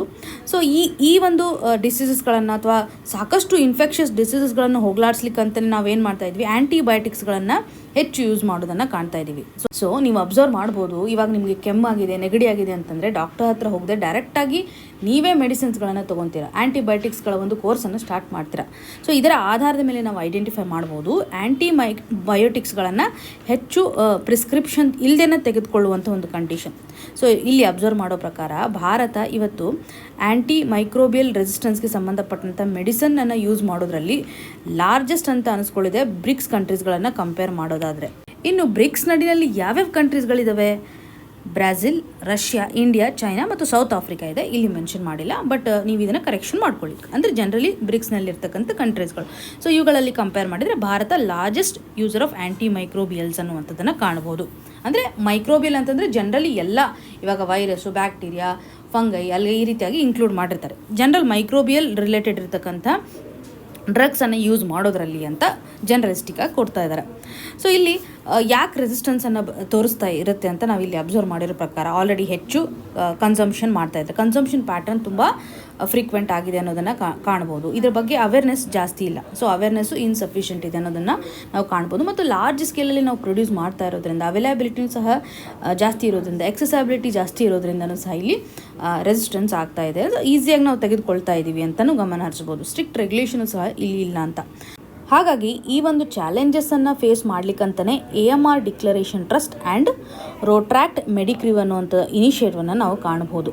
ಸೊ ಇಲ್ಲಿರುವಂಥ ಒಂದು ವೆಂಚರ್ ಸ್ಟಾರ್ಟ್ ಮಾಡಿರೋ ಪ್ರಕಾರ ಬೇಸಿಕ್ ಚಾಲೆಂಜ್ ಏನಿದೆ, ಈ ಒಂದು ರೆಸಿಸ್ಟೆನ್ಸ್ಗೆ ಸಂಬಂಧಪಟ್ಟಂತೆ ಒಂದು ಕಟ್ಟಿಂಗ್ ಎಡ್ಜನ್ನು ತರಬೇಕು. ಈ ಒಂದು ಮೆಡಿಕಲ್ ಪ್ರೊಫೆಷ್ನಲ್ ನಡಿನಲ್ಲಿ ನಾವೇನು ಮಾಡಬೇಕು, ಫಸ್ಟು ಅವ್ರಿಗೆ ಪ್ರಾಪರಾಗಿರುವಂಥ ಇನ್ಫಾರ್ಮೇಷನನ್ನು ಕೊಡಬೇಕು, ಅವ್ರಿಗೆ ಎಜುಕೇಷನ್ ಮಾಡಬೇಕು. ಅಂದರೆ ಇವಾಗ ಕಾಲೇಜ್ ಹೋಗ್ತಾ ಇರುವಂತಹ ಮೆಡಿಕಲ್ ಸ್ಟೂಡೆಂಟ್ಸ್ಗಳಿಗೆ ನಾವು ಅವೇರ್ನೆಸ್ಸನ್ನು ತರಬೇಕು ಅಂತ. ಸೊ ಎಷ್ಟರ ಮಟ್ಟಿಗೆ ನಾವು ಆ್ಯಂಟಿ ಮೈಕ್ರೋಬಿಯಲ್ಸ್ಗಳನ್ನು ಯೂಸ್ ಮಾಡಬೇಕು. ಸೊ ಪ್ರಾಕ್ಟೀಸಸನ್ನು ಮಾಡುವಂಥ ಸಂದರ್ಭದಲ್ಲೇ ಈ ಒಂದು ಆ್ಯಂಟಿ ಮೈಕ್ರೋಬಿಯಲ್ ರೆಸಿಸ್ಟೆನ್ಸನ್ನು ತಡೆಗಟ್ಟಲಿಕ್ಕೆ ಇನಿಷಿಯೇಟಿವ್ಸನ್ನು ಯಾವ ರೀತಿಯಾಗಿ ತರಬೇಕು ಅನ್ನುವಂಥ ಸಜೆಷನ್ಸ್ಗಳನ್ನು ನಾವಿಲ್ಲಿ ಕಾಣ್ತಾ ಇದ್ದೀವಿ. ಸೊ ಇಲ್ಲಿ ಒಂದು ಇನಿಷಿಯೇಟಿವ್ ಅಂತಂದರೆ ಮೆಡಿಕಲ್ ಸ್ಟೂಡೆಂಟ್ಸ್ಗಳನ್ನು ಎಂಪವರ್ ಮಾಡೋದು. ಸೊ ಅವ್ರಿಗೆ ಬೇಕಾಗಿರುವಂಥ ಒಂದು ಟೂಲನ್ನು ತರುವಂಥದ್ದು. ಸೊ ಈ ಒಂದು ಗ್ಲೋಬಲ್ ಹೆಲ್ತ್ ಚಾಲೆಂಜ್ ಅಂತಲೇ ಹೇಳ್ಬೋದು. ನೀವು ಈ ಒಂದು ಇಶ್ಯೂಗೆ ಸಂಬಂಧಪಟ್ಟಂತೆ ವರ್ಲ್ಡ್ ಹೆಲ್ತ್ ಆರ್ಗನೈಜೇಷನು ಸಹ ಹೇಳಿರೋ ಪ್ರಕಾರ ಗ್ಲೋಬಲ್ ಲೆವೆಲಲ್ಲಿ ಇರ್ತಕ್ಕಂತಹ ಪಬ್ಲಿಕ್ ಹೆಲ್ತ್ ಥ್ರೆಟ್ ನಡಿನಲ್ಲಿ, so top 10 global public health threat ನಡಿನಲ್ಲಿ ಆ್ಯಂಟಿ ಮೈಕ್ರೋಬಿಯಲ್ ರೆಸಿಸ್ಟೆನ್ಸು ಸಹ ಒಂದಿದೆ ಅಂತ WHO ರಿಕಗ್ನೈಜೇಷನನ್ನು ಮಾಡಿದೆ. ಸೊ WHO ಒಂದು ರಿಕಗ್ನೈಜೇಷನನ್ನು ಸಹ ನಾವಿಲ್ಲಿ ಗಮನ ಹರಿಸ್ಬೋದು. WHO ಒಂದು ಕನ್ಸರ್ನನ್ನು ನಾವು ನೋಡಲಿಕ್ಕೆ ಸಾಧ್ಯತೆ ಇದೆ. ಸೊ ಗ್ಲೋಬಲ್ ಲೆವೆಲಲ್ಲಿ ಟಾಪ್ 10 ಪಬ್ಲಿಕ್ ಹೆಲ್ತ್ ಥ್ರೆಟ್ ನಡಿನಲ್ಲಿ ಆ್ಯಂಟಿ ಮೈಕ್ರೋಬಿಯಲ್ ರೆಸಿಸ್ಟೆನ್ಸ್ ಸಹ ಒಂದಾಗಿದೆ ಅನ್ನೋದನ್ನು ನಾವು ಗಮನ ಹರಿಸ್ಬೋದು. ಆನ್ಸರಲ್ಲಿ ಈ ರೀತಿಯಾಗಿ ಇದನ್ನು ಯೂಸ್ ಮಾಡ್ಕೋಬೋದು. ಪ್ರಸ್ತುತವಾಗಿ ಈ ಒಂದು ಆರ್ಟಿಕಲ್ನ ಮುಖಾಂತರ ನಾವು ಅಬ್ಸರ್ವ್ ಮಾಡ್ಬೋದು ಇದೊಂದು ಗ್ಲೋಬಲ್ ಚಾಲೆಂಜೇ ಆಗಿದೆ ಅಂತ. ಇಲ್ಲಿರುವಂಥ ಒಂದು ಪ್ರಾಜೆಕ್ಟ್ ಪ್ರಿಸ್ಕ್ರೈಬರ್ ಟುಡೇ ಸ್ಟೀವರ್ಡ್ ಟುಮಾರೋ ಅನ್ನುವಂಥ ಒಂದು ಟೈಟಲ್ನ ಮುಖಾಂತರ ಒಂದು ರಿಸರ್ಚನ್ನು ಮಾಡ್ತಾಯಿದ್ದಾರೆ. ಮೆಡಿಕಲ್ ಟ್ರೈನಿಂಗ್ಗೆ ಸಂಬಂಧಪಟ್ಟಂತೆಯೂ ಸಹ ಆಗಿರ್ಬೋದು. ಇನ್ನು ನಾವು ನೆಕ್ಸ್ಟ್ ಜನ್ರೇಷನ್ ಮೆಡಿಸಿನ್ಸ್ಗಳನ್ನು ಎಷ್ಟರ ಮಟ್ಟಿಗೆ ತರಬೇಕು ಅನ್ನುವಂತಹ ನಿಟ್ಟಿನಲ್ಲಿ ಡಿಸ್ಕಷನ್ ನಡೀತಾ ಇದೆ ಅಂತ ನಾವು ಗಮನ ಹರಿಸ್ಬೋದು. ಜನರಲಿ ಈ ಒಂದು ಆರ್ಟಿಕಲ್ನ ಮುಖಾಂತರ ಆ್ಯಂಟಿ ಮೈಕ್ರೋಬಿಯಲ್ ರೆಸಿಸ್ಟೆನ್ಸ್ ಅಂದರೆ ಏನು, ಆ್ಯಂಟಿಬಯೋಟಿಕ್ಸ್ಗಳ ಒಂದು ಇಂಪಾರ್ಟೆನ್ಸನ್ನು ಅಥವಾ ಇರುವಂಥ ಒಂದು ಕನ್ಸರ್ನ್ಸ್ಗಳು ಏನಿದೆ ಅನ್ನುವಂಥ ಕನೆಕ್ಟಿವಿಟಿ ಗೊತ್ತಿದ್ದರೆ ಸಾಕಾಗುತ್ತೆ. ಇನ್ನು ಮುಂದಿನ ಆರ್ಟಿಕಲನ್ನು ಗಮನ ಹರಿಸೋದಾದರೆ universities must barge on college autonomy nudge ಅನ್ನುವಂಥ ಟೈಟಲ್ನ ಮುಖಾಂತರ ಕಾಣ್ತಾ ಇದ್ದೀವಿ. ಯೂನಿವರ್ಸಿಟೀಸ್ಗಳಿಂದ ಇವಾಗ ಕಾಲೇಜ್ಗೆ ಬೇಕಾಗಿರುವಂತಹ ಅಟಾನಮಿ ಎಷ್ಟು ಮಟ್ಟಿಗೆ ಇಂಪಾರ್ಟೆಂಟ್ ಅಂದರೆ ಕಾಲೇಜ್ ಇವತ್ತು ಹೆಚ್ಚು ಗ್ರೋ ಆಗಲಿಕ್ಕೆ ಅಟಾನಮಿ ಇಂಪಾರ್ಟೆಂಟು ಅನ್ನುವಂಥದ್ದನ್ನು ಕಾಣ್ತಾ ಇದ್ದೀವಿ. ಸೊ ಈ ಒಂದು ಆಧಾರದ ಮೇಲೆ ನ್ಯಾಷನಲ್ ಎಜುಕೇಷನ್ ಪಾಲಿಸಿ 2020ನಲ್ಲಿ ತರುವ ಒಂದು ಕಂಡೀಷನನ್ನು ನೋಡ್ತಾ ಇದ್ದೀವಿ. ಇಲ್ಲಿ ಕಾಲೇಜ್ಗೆ ಇರುವಂಥ ಒಂದು ಇಂಪಾರ್ಟೆನ್ಸನ್ನು, ಅದರಲ್ಲೂ ಅಟಾನಮಸ್ ಇನ್ಸ್ಟಿಟ್ಯೂಷನ್ಸನ್ನು ಎಷ್ಟು ಮಟ್ಟಿಗೆ ನಾವು ಎನ್ಹ್ಯಾನ್ಸ್ ಮಾಡಬೇಕು. ಏಕೆಂದರೆ ಇಲ್ಲಿ ಅಟಾನಮಿ ಕಂಡೀಷನ್ ಇತ್ತಂದರೆ ಅಂದರೆ ತಮಗೆ ಒಂದು ಡಿಸ್ಕ್ರಿಷನನ್ನು ಪ್ರೊವೈಡ್ ಮಾಡೋದ್ರ ಮುಖಾಂತರ ಇನೋವೇಷನನ್ನು ತರಲಿಕ್ಕೆ ಸಾಧ್ಯತೆ ಇದೆ, ಹಾಗೂ ಸೆಲ್ಫ್ ಗವರ್ನೆನ್ಸನ್ನು ಮಾಡೋದ್ರ ಮುಖಾಂತರ ಮತ್ತು ಅಕಾಡೆಮಿಕ್ಸ್ಗೆ ಸಂಬಂಧಪಟ್ಟಂತೆ ಅವರಿಗೆ ಸ್ವತಂತ್ರತೆಯೂ ಸಹ ಇರುತ್ತೆ ಅನ್ನುವಂಥದ್ದನ್ನು ಕಾಣ್ಬೋದು. ಸೊ ಯೂನಿವರ್ಸಿಟಿ ಗ್ರ್ಯಾಂಟ್ ಕಮಿಷನ್ UGCನೂ ಸಹ ಈ ಒಂದು ವಿಷಯಕ್ಕೆ ಸಂಬಂಧಪಟ್ಟಂತೆ ರೆಸ್ಪಾನ್ಸನ್ನು ತೋರಿಸಿದೆ. ಅಟಾನಮಿಯನ್ನು ಕೊಡಬೇಕು ಅಂತ. ಆದರೆ ಯೂನಿವರ್ಸಿಟೀಸ್ಗಳ ಅಂಡರಲ್ಲಿ ನಾವು ಕಾಲೇಜಸ್ಗಳನ್ನು ನೋಡ್ತಾ ಇರೋದ್ರಿಂದ ಇಲ್ಲಿ ಅಟಾನಮಿಗೆ ಸಂಬಂಧಪಟ್ಟಂತೆ ಸರಿಯಾದಂತಹ ಒಂದು ಇಂಪ್ಲಿಮೆಂಟೇಷನ್ ಇಲ್ಲ ಅಂತ, ಎಕ್ಸಿಕ್ಯೂಷನ್ ಆಗೋದ್ರಲ್ಲಿ ಹರ್ಡಲ್ಸ್ಗಳಿದ್ದಾವೆ ಅಂತಲೇ ಗಮನ ಹರಿಸ್ಬೋದು. ನೀವು ಇಲ್ಲಿ ಅಬ್ಸರ್ವ್ ಮಾಡೋದಾದರೆ ಅಟಾನಮಿಯನ್ನು ಕೊಡೋದ್ರ ಮುಖಾಂತರ, ಕಾಲೇಜಸ್ಗಳಿಗೆ ಅಟಾನಮಿಯನ್ನು ಕೊಡೋದ್ರ ಮುಖಾಂತರ ಇನೋವೇಷನ್ಸನ್ನು ಕಾಣ್ತಾ ಇದ್ದೀವಿ ಅಂತ ನಾವು ಇದು ಆಲ್ರೆಡಿ ನೋಡಿದ್ವಿ. ಅಕಾಡೆಮಿಕ್ಸ್ ಪರ್ಫಾರ್ಮೆನ್ಸ್ ಇನ್ಕ್ರೀಸ್ ಆಗುತ್ತೆ, ಇಲ್ಲಿರುವಂಥ ಒಂದು ಕ್ವಾಲಿಟಿ ಎಜುಕೇಷನು ಇನ್ಕ್ರೀಸ್ ಆಗುತ್ತೆ. ಸೊ ಇನ್ಸ್ಟಿಟ್ಯೂಷನ್ಸ್ಗಳು ಇವಾಗ ಎಕ್ಸಲೆನ್ಸನ್ನು ತೋರಿಸೋದ್ರೆ ಸಹಕಾರಿ ಆಗುತ್ತೆ ಅಂತ ಗಮನ ಹರಿಸ್ಬೋದು. ಈವನ್ ಅಲ್ಲಿರುವಂತಹ ಒಂದು ಅಕಾಡೆಮಿಕ್ಸ್ ಸಿಲೆಬಸ್ ಏನಿರುತ್ತೆ ಇವುಗಳನ್ನೆಲ್ಲ ಸೆಟಪ್ ಮಾಡಲಿಕ್ಕೆ, ಕರಿಕ್ಯುಲಮ್ ಆ್ಯಕ್ಟಿವಿಟೀಸ್ಗಳನ್ನು ಸಹ ಮೀಟ್ ಮಾಡಲಿಕ್ಕೆ, ಸ್ಟೂಡೆಂಟ್ಸ್ಗೆ ಬೇಕಾಗ್ತಕ್ಕಂಥ ಒಂದು ಇನೋವೇಷನ್ಸನ್ನು ತರಲಿಕ್ಕೆ ಸಹಕಾರಿ ಆಗುತ್ತೆ. ಸ್ಟೂಡೆಂಟ್ಸ್ಗಳ ಒಂದು ನೀಡ್ಸನ್ನು ಸಹ ಫುಲ್ಫಿಲ್ ಮಾಡೋದಕ್ಕೆ ಇದು ಸಹಕಾರಿ ಆಗುತ್ತೆ ಅನ್ನೋದನ್ನು ಗಮನ ಹರಿಸ್ಬೋದು. ರಿಸರ್ಚ್ಗೆ ಸಂಬಂಧಪಟ್ಟಂತೆಯೂ ಸಹ ಸಾಕಷ್ಟು ಇನಿಷಿಯೇಟಿವ್ಸ್ಗಳನ್ನು ತೆಗೆದುಕೊಳ್ಳಿಕ್ಕೆ ಸಹಕಾರಿ ಆಗುತ್ತೆ ಅನ್ನುವಂಥದ್ದನ್ನು ಗಮನ ಹರಿಸ್ಬೋದು. ಬೇಸಿಕಲಿ ನಾವು ಫಸ್ಟ್ ಪ್ಯಾರಾಗ್ರಾಫಲ್ಲಿ ಏನು ಅಬ್ಸರ್ವ್ ಮಾಡ್ಬೋದು, ಕಾಲೇಜಸ್ಗೆ ಬೇಕಾಗುವಂಥ ಅಟಾನಮಿಯನ್ನು ಯಾಕೆ ತರಬೇಕು, ಎಷ್ಟರ ಮಟ್ಟಿಗೆ ನಾವು ಎಫಿಷಿಯನ್ಸಿಯನ್ನು ಇನ್ಕ್ರೀಸ್ ಮಾಡಲಿಕ್ಕೆ ಸಾಧ್ಯತೆ ಇದೆ, ಕಾಲೇಜಸ್ಗಳನ್ನು ಎಂಪವರ್ ಮಾಡೋದು ತುಂಬ ಇಂಪಾರ್ಟೆಂಟು ಅನ್ನುವಂಥದ್ದನ್ನು ಇಲ್ಲಿ ಎಂಫೋಸಿಸ್ ಮಾಡ್ತಾ ಇದ್ದಾರೆ. ಸೊ ಈ ಒಂದು ಆಧಾರದ ಮೇಲೆ ನ್ಯಾಷನಲ್ ಇನ್ಸ್ಟಿಟ್ಯೂಷನಲ್ ರ್ಯಾಂಕಿಂಗ್ ಫ್ರೇಮ್ವರ್ಕ್ ನಡಿನಲ್ಲಿ 2023ರ ಒಂದು ರ್ಯಾಂಕಿಂಗ್ಸನ್ನು ಅಬ್ಸರ್ವ್ ಮಾಡೋದಾದರೆ ಇಲ್ಲಿ ಅಟಾನಮಿಯನ್ನು ಹೊಂದಿರತಕ್ಕಂತಹ ಕಾಲೇಜಸ್ಗಳೇ ಟಾಪ್ ಮೋಸ್ಟ್ ಲಿಸ್ಟಲ್ಲಿದೆ ಅಂತ ಗಮನ ಹರಿಸ್ಬೋದು. ಕಾಲೇಜ್ ಕ್ಯಾಟಗರೀಸ್ ನಡಿನಲ್ಲಿ 55 ಕಾಲೇಜಸ್ಗಳು ಏನು ಟಾಪ್ ಪೊಸಿಷನಲ್ಲಿ ಬರ್ತಾವಲ್ಲ, ಸೊ ಇವೆಲ್ಲನೂ ಸಹ ಅಟಾನಮಿ ಹೊಂದಿರತಕ್ಕಂಥದ್ದು. ಸೊ ಹಾಗಾಗಿ ಅವರು ಇನ್ಸ್ಟಿಟ್ಯೂಷನ್ ವೈಸ್ ಏನು ಮಾಡಿದ್ದಾರೆ, ಸ್ಟ್ರಾಂಗ್ ಆಗಿರುವಂಥ ಒಂದು ಗವರ್ನೆನ್ಸನ್ನು ತಂದಿದ್ದಾರೆ, ಇನೋವೇಷನ್ಸನ್ನು ತಂದಿದ್ದಾರೆ ಮತ್ತು ಪಾಸಿಟಿವ್ ಕಾನ್ಸಿಕ್ವೆನ್ಸಸ್ಸನ್ನು ಕ್ರಿಯೇಟ್ ಮಾಡೋದರಲ್ಲಿ ಸಹಕಾರಿ ಆಗಿದೆ ಅನ್ನೋದನ್ನು ಸಹ ನಾವಿಲ್ಲಿ ಗಮನ ಹರಿಸ್ಬೋದು. ಸೊ ಹಾಗಾಗಿ ಅಟಾನಮಸ್ ಹೊಂದಿರತಕ್ಕಂತಹ ಕಾಲೇಜಸ್ಗಳು ಹೆಚ್ಚು ಪರ್ಫಾರ್ಮೆನ್ಸನ್ನು, ಒಳ್ಳೆ ರೀತಿಯಾದಂತಹ ಒಂದು ಪರ್ಫಾರ್ಮೆನ್ಸನ್ನು ಕೊಡ್ತಾ ಇದ್ದಾರೆ ಅಂತಲೇ ಗಮನ ಹರಿಸ್ಬೋದು.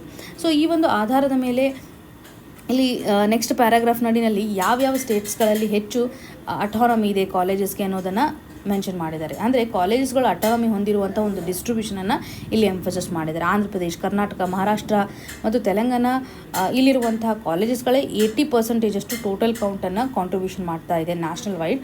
ಮತ್ತು ರಿಮೈನಿಂಗ್ ಅಟಾನಮಸ್ ಇಲ್ಲದೇ ಇರುವಂತಹ ಕಾಲೇಜಸ್ಗಳು, ತುಂಬ ಸ್ಕೇರ್ ಆಗಿರ್ತಕ್ಕಂತಹ ಅಟಾನಮಸ್ ಕಾಲೇಜಸ್ಗಳನ್ನು ಯಾವ ಒಂದು ಸ್ಟೇಟ್ಸ್ಗಳಲ್ಲಿ ಕಾಣ್ತಾ ಇದ್ದೀವಿ ಅಂತ ಗಮನ ಹರಿಸ್ಬೋದು. ಸೊ ಈ ಒಂದು ಆಧಾರದ ಮೇಲೆ ಅಟಾನಮಿಗೆ ಸಂಬಂಧಪಟ್ಟಂತಹ ಮೇಜರ್ ಚಾಲೆಂಜಸ್ಗಳಂತಂದರೆ ಇವಾಗ UGC ಅದರಲ್ಲೂ ಅಟಾನಮಿ ಕಾಲೇಜಸ್ಗೆ ಸಂಬಂಧಿಸಿದಂತೆ ಯೂನಿವರ್ಸಿಟೀಸ್ನಲ್ಲಿ ಸ್ವಲ್ಪ ರಿಲೀಫನ್ನು ಕೊಟ್ಟಿದ್ದಾರೆ. ಯೂನಿವರ್ಸಿಟೀಸ್ಗಳು ಇವಾಗ ಕಂಟ್ರೋಲ್ಗೆ ತರ್ತಾ ಇದ್ದಾವೆ ಅನ್ನುವಂಥದ್ದನ್ನು ಗಮನ ಹರಿಸ್ತಾ ಇದ್ದೀವಿ. ಸೊ UCGಗೆ ಸಂಬಂಧಿಸಿದಂತಹ ರೆಗ್ಯುಲೇಷನ್ಸ್ಗಳು ಹೆಂಗಿರುತ್ತೆ ಅಂತಂದರೆ ನೀವು ಅಬ್ಸರ್ವ್ ಮಾಡ್ಬೋದು, ನೀವು ಕಾಲೇಜ್ ಡೇಸ್ ನಡಿನಲ್ಲಿದ್ದಾಗ UCG ವಿಸಿಟ್ ಮಾಡುವಂತಹ ಸಂದರ್ಭದಲ್ಲಿ ಒಂದು ಕಾಲೇಜ್ ಎಷ್ಟು ಮಟ್ಟಿಗೆ ಡಿಸಿಪ್ಲಿನನ್ನು ತರಲಿಕ್ಕೆ ಮುಂದಾಗುತ್ತೆ. ಸೊ ಅಲ್ಲಿರುವಂಥ ಇನ್ಫ್ರಾಸ್ಟ್ರಕ್ಚರ್ ಫೆಸಿಲಿಟಿಯಿಂದ ಹಿಡಿದುಕೊಂಡು ಎಷ್ಟರ ಮಟ್ಟಿಗೆ ಅವರು ಎಜುಕೇಷನ್ ಫೆಸಿಲಿಟೀಸನ್ನು ಕೊಡ್ತಾ ಇದ್ದಾರೆ, ಅಂದರೆ ಯಾವ ಒಂದು ಲೆವೆಲ್ ನಡಿನಲ್ಲಿ ಮಕ್ಕಳಿಗೆ ಟೀಚಿಂಗನ್ನು ಮಾಡ್ತಾ ಇದ್ದಾರೆ, ಶಿಕ್ಷಕರ ಒಂದು ಸ್ಕಿಲ್ಸನ್ನು ಸಹ ಕ್ಯಾಲ್ಕುಲೇಷನ್ ಮಾಡ್ತಾರೆ.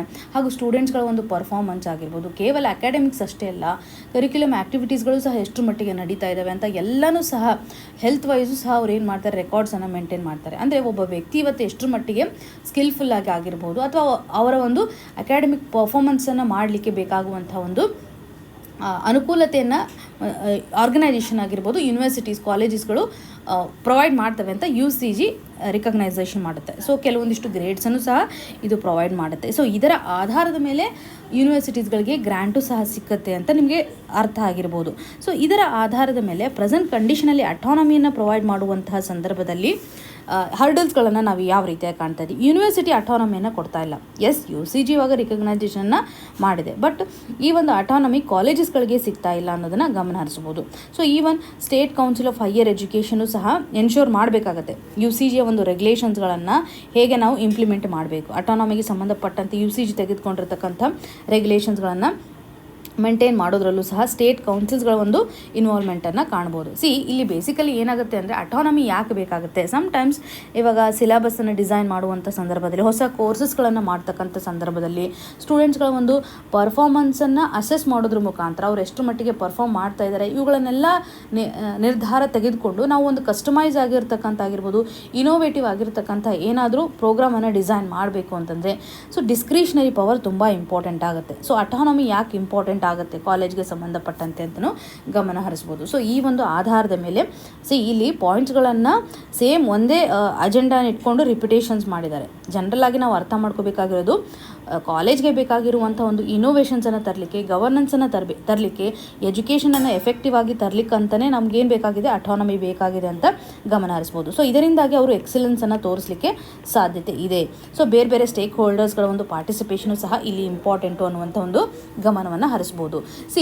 ಈ ಒಂದು ಆರ್ಟಿಕಲಲ್ಲಿರುವಂತಹ ಪಾಯಿಂಟ್ಸ್ಗಳನ್ನು ನಾವು ಜನರಲ್ ಆಗಿ ಸಮ್ ಅಪ್ ಮಾಡೋದಾದರೆ ಫಸ್ಟ್ ಕ್ವಶನ್ ಕ್ಲಿಯರ್ ಇರಬೇಕು, ಯಾಕೆ ನಾವು ಅಟಾನಮಿಯನ್ನು ಕೊಡಬೇಕು, why it is so important ಅನ್ನುವಂಥ ಪಾಯಿಂಟ್ಸ್ಗಳು ನಮ್ಗೆ ಕ್ಲಿಯರ್ ಆಗಬೇಕು. ಯಾಕೆ ಇಂಪಾರ್ಟೆಂಟ್ ಅಂತ ನಾವು ನೋಡಿದ್ವಿ. ಸೊ ಇಲ್ಲಿ ಬೆಸ್ಟ್ ಪರ್ಫಾರ್ಮೆನ್ಸ್ ಬರಬೇಕು ಅಂತಂದರೆ, ಸರಿಯಾದಂಥ ಒಂದು ಗುಣಮಟ್ಟದ ಅಥವಾ ಕ್ವಾಲಿಟಿ ವೈಸ್ ಎಜುಕೇಷನನ್ನು ಅಥವಾ ಶಿಕ್ಷಣವನ್ನು ನಾವು ಪ್ರೊವೈಡ್ ಮಾಡಬೇಕು ಅಂತಂದರೆ ಅಟಾನಮಿ ಇಂಪಾರ್ಟೆಂಟ್, ಸ್ವತಂತ್ರತೆ ಇಂಪಾರ್ಟೆಂಟ್. ಸೊ ಇನೋವೇಷನ್ಸನ್ನು ತರಲಿಕ್ಕೆ ಆಗಿರ್ಬೋದು, ಕಸ್ಟಮೈಸ್ಡ್ ಆಗಿರ್ತಕ್ಕಂಥ ಪ್ರೋಗ್ರಾಮ್ಸ್ಗಳನ್ನು ಅವರು ಡಿಸೈನ್ ಮಾಡಲಿಕ್ಕೂ ಸಹ ಸಹಕಾರಿಯಾಗುತ್ತೆ ಅನ್ನೋದನ್ನು ನಾವು ಗಮನ ಹರಿಸ್ಬೋದು. ಸೊ ಗ್ಲೋಬಲ್ ಲೆವೆಲಲ್ಲಿರ್ತಕ್ಕಂಥ ರ್ಯಾಂಕಿಂಗ್ ಆಗಿರ್ಬೋದು, ನ್ಯಾಷನಲ್ ಲೆವೆಲಲ್ಲಿರ್ತಕ್ಕಂಥ ಒಂದು ರ್ಯಾಂಕಿಂಗನ್ನು ಸಹ ನಾವಿಲ್ಲಿ ಚೆನ್ನಾಗಿ ತರಬಹುದು ಅನ್ನುವಂಥ ಒಂದು ಅಪ್ರೋಚನ್ನು ಸಹ ಇಲ್ಲಿ ಎಂಫಸಿಸ್ ಮಾಡ್ತಾ ಇದ್ದಾರೆ. ಸೊ ರೀಜ್ನಲ್ ವೈಸು ಸಹ ಇಲ್ಲಿ ಎಂಫಸಿಸ್ ಮಾಡೋದನ್ನು ಕನೆಕ್ಟ್ ಮಾಡ್ಬೋದು. ಸೊ ಇದರ ಆಧಾರದ ಮೇಲೆ ಪೋಸ್ಟ್ ಅಟಾನಮಿ ಚಾಲೆಂಜಸ್ಗಳು ಏನಿದಾವೆ ಅಂತಂದರೆ, ಇವಾಗ UCG ಪ್ರೊವೈಡ್ ಮಾಡಿದ್ರೂ ಸಹ ಕಾಲೇಜಸ್ಗಳಲ್ಲಿ ಅಟಾನಮಿ ಯಾಕೆ ಸಿಗ್ತಿಲ್ಲ, ಯೂನಿವರ್ಸಿಟಿಯಲ್ಲಿರುವಂಥ ಕೆಲವೊಂದಿಷ್ಟು ಹರ್ಡಲ್ಸ್ಗಳನ್ನು. ಸೊ ಯೂನಿವರ್ಸಿಟಿಯಲ್ಲಿ ಹರ್ಡಲ್ಸ್ಗಳನ್ನೆಲ್ಲ ರಿಮೂವ್ ಮಾಡಬೇಕು ಅಂತಂದರೆ ಸ್ಟೇಟ್ ಕೌನ್ಸಿಲ್ಸ್ಗಳ ಒಂದು ಪಾರ್ಟಿಸಿಪೇಷನನ್ನು ನಾವು ತರಬೇಕು ಅನ್ನುವಂಥದ್ದನ್ನು ಕಾಣ್ಬೋದು. ಸೊ ಹೈಯರ್ ಎಜುಕೇಷನ್ ಕೌನ್ಸಿಲ್ಸ್ಗಳು ಸಹ ಸ್ಟೇಟ್ ವೈಸ್ ಇಂಪ್ಲಿಮೆಂಟೇಷನ್ ಮಾಡೋದರಲ್ಲಿ ಸಹಕಾರಿ ಆಗಬೇಕು ಅನ್ನುವಂಥದ್ದನ್ನು ಕಾಣ್ತಾ ಇದ್ದೀವಿ. ಸೊ ಈ ಒಂದು ನಿಟ್ಟಿನಲ್ಲಿ ಎಫೆಕ್ಟಿವ್ ಆಗಿ UCGನಲ್ಲಿರ್ತಕ್ಕಂಥ ರೆಗ್ಯುಲೇಷನ್ಸ್ಗಳನ್ನು ತರೋದ್ರ ಮುಖಾಂತರ ಉತ್ತಮ ಗುಣಮಟ್ಟದ ಶಿಕ್ಷಣವನ್ನು ನಾವು ಪ್ರೊವೈಡ್ ಮಾಡಲಿಕ್ಕೆ ಸಾಧ್ಯತೆ ಇದೆ. GS ಪೇಪರ್ 2 ನಡಿನಲ್ಲಿ ಇಶ್ಯೂಸ್ ರಿಲೇಟೆಡ್ ಟು ಎಜುಕೇಷನ್ ಸೆಕ್ಷನಲ್ಲಿ ಈ ಒಂದು ಆರ್ಟಿಕಲನ್ನು ಗಮನ ಹರಿಸ್ಬೋದು. ಹಾಗಿದ್ರೆ 4ರಿಂದ 5 ಪಾಯಿಂಟ್ಸ್ಗಳನ್ನು ಟೈಟಲ್ನ ಮುಖಾಂತರ ನಿಮ್ಮ ಒಂದು ಲ್ಯಾಂಗ್ವೇಜ್ ನಡಿನಲ್ಲಿ ಮೇನ್ಸಲ್ಲಿ ಯೂಸ್ ಮಾಡ್ಕೊಳ್ಳಿಕ್ಕೆ ಸಾಧ್ಯತೆ ಇದೆ. ಇನ್ನು ಮುಂದಿನ ಆರ್ಟಿಕಲನ್ನು ತೆಗೆದುಕೊಳ್ಳೋದಾದರೆ revisit these sections of the Bharatiya Nyaya ಸಂಹಿತ ಅಂತ ಕಾಣ್ತಾ ಇದ್ದೀವಿ. ಸೊ ಈ ಒಂದು ಭಾರತೀಯ ನ್ಯಾಯ ಸಂಹಿತನಲ್ಲಿ ಸೆಕ್ಷನ್ಗೆ ಸಂಬಂಧಪಟ್ಟಂಥ ಲೂಪ್ ಹೋಲ್ಸ್ಗಳನ್ನು ಐಡೆಂಟಿಫೈ ಮಾಡ್ತಾ ಇದ್ದಾರೆ ಅಂತ ಟೈಟಲ್ ನೋಡಿದ ತಕ್ಷಣ ನಿಮಗೆ ಕ್ಲಿಯರಾಗಿ ಗೊತ್ತಾಗಿದೆ. ಸೊ ಈ ಒಂದು ಆರ್ಟಿಕಲ್ಗೆ ಸಂಬಂಧಪಟ್ಟಂತೆ ನಮಗೆ ಬ್ಯಾಕ್ಗ್ರೌಂಡ್ ಇನ್ಫಾರ್ಮೇಷನ್ ಏನು ಗೊತ್ತಿರಬೇಕು. ಮೊದಲ ಹಂತದಲ್ಲಿ ನಾವು ಅರ್ಥ ಮಾಡ್ಕೋಬೇಕಾಗಿರೋದಂತಂದರೆ ರೀಸೆಂಟಾಗಿ ನೇಮನ್ನು ಚೇಂಜಸ್ ಮಾಡಿದ್ದಾರೆ ಆ್ಯಕ್ಟ್ಸ್ಗಳಿಗೆ ಸಂಬಂಧಪಟ್ಟಂತೆ. ಯಾವ್ಯಾವ ಆ್ಯಕ್ಟ್ಸ್ಗಳಂತಂದರೆ IPC ಅಂತ ನಾವೇನು ಕರಿತಿದ್ವಿ, ಇಂಡಿಯನ್ ಪೀನಲ್ ಕೋಡ್ ಅಂತ ಏನು ಕರಿತಿದ್ವಿ, ಈ ಒಂದು ಕೋಡ್ಗೆ ಸಂಬಂಧಿಸಿದಂಥ ನೇಮನ್ನು ಚೇಂಜ್ ಮಾಡಿದ್ದಾರೆ. ಸೊ ಭಾರತೀಯ ನ್ಯಾಯ ಸಂಹಿತಾ ಬಿಲ್ ಅಂತಲೇ ಹೇಳ್ಬೋದು. ಸೊ ಈ ಒಂದು ಆರ್ಟಿಕಲ್ ನಡಿನಲ್ಲಿ IPC ಗೆ ಸಂಬಂಧಪಟ್ಟಂಥ ಇನ್ಫಾರ್ಮೇಷನನ್ನು ಕಾಣ್ತಾ ಇದ್ದೀವಿ ಅಂತ ನಿಮಗೆ ಕ್ಲಿಯರ್ ಆಯಿತು. So code of criminal procedure CRPC ನಡಿನಲ್ಲಿರುವಂಥ ಒಂದು ನೇಮನ್ನು ಬದಲಾವಣೆ ಮಾಡೋದ್ರ ಮುಖಾಂತರ ಭಾರತೀಯ ನಾಗರಿಕ ಸುರಕ್ಷಾ ಸಂಹಿತಾ ಅನ್ನೋದನ್ನು ಕಾಣ್ತಾ ಇದ್ದೀವಿ. ಇದರೊಂದಿಗೆ ಇಂಡಿಯನ್ ಎವಿಡೆನ್ಸ್ ಆ್ಯಕ್ಟ್ 1872 ಅನ್ನು ಬದಲಾವಣೆ ಮಾಡಿದರೆ ಈ ಒಂದು ನೇಮನ್ನು ರಿಪ್ಲೇಸ್ ಮಾಡೋದ್ರ ಮುಖಾಂತರ ಭಾರತೀಯ ಸಾಕ್ಷ್ಯ ಬಿಲ್ ಅನ್ನೋದನ್ನು ನಾವು ಕಾಣ್ತಾ ಇದ್ದೀವಿ. ಸಾಕ್ಷ್ಯ ಅಂತಂದರೆ ಎವಿಡೆನ್ಸ್ ಅಂತಲೇ ಹೇಳ್ಬೋದು. ಸೊ ಈ ಆಧಾರದ ಮೇಲೆ ನೇಮ್ ರಿಪ್ಲೇಸ್ ಆಗಿದೆ. ಮ್ಯಾಚ್ ದ ಫಾಲೋಯಿಂಗಲ್ಲಿ ಪ್ರಿಲಿಮ್ಸಲ್ಲಿ ನಮಗೆ ಇದು ತುಂಬ ಇಂಪಾರ್ಟೆಂಟ್, ಇದನ್ನು ರೀಕಾಲ್ ಮಾಡ್ಕೊಳ್ಳಿಕ್ಕೆ ಟ್ರೈ ಮಾಡಿ. ಸೊ ಇದರ ಆಧಾರದ ಮೇಲೆ ಈ ಆರ್ಟಿಕಲಲ್ಲಿ IPC ಅಂತ ಮೆನ್ಷನ್ನೇ ಮಾಡಿಲ್ಲ, ಭಾರತೀಯ ನ್ಯಾಯ ಸಂಹಿತಾ ಬಿಲ್ ಅಂತಲೇ ಹೇಳ್ತಾ ಇದ್ದಾರೆ. ಸೊ ಈ ಒಂದು ಆರ್ಟಿಕಲ್ ನಡಿನಲ್ಲಿ ಏನೇನು ಚೇಂಜಸ್ ಇದಾವೆ, ಸೆಕ್ಷನ್ಗೆ ಸಂಬಂಧಪಟ್ಟಂಥ ಇಶ್ಯೂಸ್ಗಳು ಏನಿದಾವೆ ಅನ್ನೋದನ್ನು ನಾವು ಗಮನ ಹರಿಸಬೇಕು. ಸೊ ಇದು ನಿಮಗೆ ಕ್ಲಿಯರ್ ಆಗಿದೆ ಅಲ್ವಾ? ಸೊ ಇದರ ಆಧಾರದ ಮೇಲೆ ಮೊದಲು ನಾವು ಗಮನ ಹರಿಸೋದಾದರೆ ಸೆಂಟ್ರಲ್ ಗೌರ್ಮೆಂಟ್ ಮಾಡಿರುವಂಥ ಕೆಲವೊಂದಿಷ್ಟು ನೋಟಿಫಿಕೇಷನ್ಸನ್ನು ನಾವಿಲ್ಲಿ ಅಬ್ಸರ್ವ್ ಮಾಡಬೇಕಾಗುತ್ತೆ. IPC ಅಂತಲೇ ಹೇಳ್ಬೋದು, ಭಾರತೀಯ ನ್ಯಾಯ ಸಂಹಿತಾ ಅಂತ ನಿಮಗೆ ಕ್ಲಿಯರ್ ಆಗಿದೆ. ಸೊ ಈ ಒಂದು ಭಾರತೀಯ ನ್ಯಾಯ ಸಂಹಿತೆನಲ್ಲಿ ನಾವು ಅಬ್ಸರ್ವ್ ಮಾಡುವಂಥದ್ದಾದರೆ ಪ್ರಥಮ ಹಂತದಲ್ಲಿ ಇವ್ರು ಮೆನ್ಷನ್ ಮಾಡಿರುವಂಥದ್ದಂದರೆ ಇವಾಗ ಸೆಕ್ಷನ್ 106 ಸಬ್ ಕ್ಲಾಸ್ 2ನಲ್ಲಿ ಕೆಲವೊಂದಿಷ್ಟು ಪ್ರೊವಿಷನ್ಸ್ಗಳಿದ್ದಾವೆ. ಇವಾಗ ಆಕ್ಸಿಡೆಂಟ್ ಆಗಿರುವಂಥ ಸಂದರ್ಭದಲ್ಲಿ ವ್ಯಕ್ತಿಯ ಒಂದು ಆದರೆ ಸೊ ಫೆಟಲ್ ಆಕ್ಸಿಡೆಂಟ್ ಅಂತಲೇ ಹೇಳ್ಬೋದು. ಫ್ಯಾಟಲ್ ಆಕ್ಸಿಡೆಂಟ್ ನಡಿನಲ್ಲಿ ಆ ಒಂದು ಆಕ್ಸಿಡೆಂಟ್ ಆಗಿರುವಂಥ ವಿಕ್ಟಿಮ್ ಪರ್ಸನ್ನ ಸಾವಾದರೆ ಯಾರು ಆಕ್ಸಿಡೆಂಟ್ ಮಾಡಿರ್ತಾರಲ್ಲ ಅವರು ಯಾವುದೇ ರೀತಿಯಾಗಿ ರಿಪೋರ್ಟ್ ಕೊಡದೆ ಅಥವಾ ಎಸ್ಕೇಪ್ ಆಗಿರ್ತಾರೆ, ಹಿಟ್ ಆ್ಯಂಡ್ ರನ್ ಕೇಸ್ ಅಂತಲೇ ಹೇಳ್ಬೋದು. ಸೊ ಈ ಒಂದು ಸಂದರ್ಭದಲ್ಲಿ ಆ ವ್ಯಕ್ತಿ ಐಡೆಂಟಿಫಿಕೇಷನ್ ಆಗಿರುವಂಥ ಕಂಟೆಕ್ಸ್ಟನ್ನು ನಾವು ಗಮನ ಹರಿಸೋದಾದರೆ ಅವ್ರಿಗೆ ಮ್ಯಾಕ್ಸಿಮಮ್ 10 years ತನಕ ಇಂಪ್ರಿಸನ್ಮೆಂಟನ್ನು ಪ್ರೊವೈಡ್ ಮಾಡ್ತಾರೆ ಅಂತ ನಾವು ಗಮನ ಹರಿಸ್ಬೋದು. ಸೊ ಅವರು ಪೊಲೀಸ್ಗೆ ರಿಪೋರ್ಟ್ ಮಾಡಿಲ್ಲ, ಯಾವುದೇ ಮೆಜಿಸ್ಟ್ರೇಟರ್ಗೂ ಸಹ ರಿಪೋರ್ಟ್ ಮಾಡದೆ ಓಡೋಗಿರ್ತಾರಲ್ಲ, ಸೊ ಅವ್ರಿಗೆ ಕೊಡ್ತಾ ಇರುವಂಥ ಒಂದು ಮ್ಯಾಕ್ಸಿಮಮ್ ಪನಿಷ್ಮೆಂಟನ್ನು ಇಲ್ಲಿ ಅಬ್ಸರ್ವ್ ಮಾಡ್ತಾ ಇದ್ದೀವಿ. ಸೊ ಇದರ ಆಧಾರದ ಮೇಲೆ ಸೆಕ್ಷನ್ 106 ಸಬ್ ಕ್ಲಾಸ್ 2ನಲ್ಲಿ ಇರುವಂಥ ಒಂದು ಪ್ರೊವಿಷನನ್ನು ಇಲ್ಲಿ ಅಬ್ಸರ್ವ್ ಮಾಡ್ತಾ ಇದ್ದಾರೆ.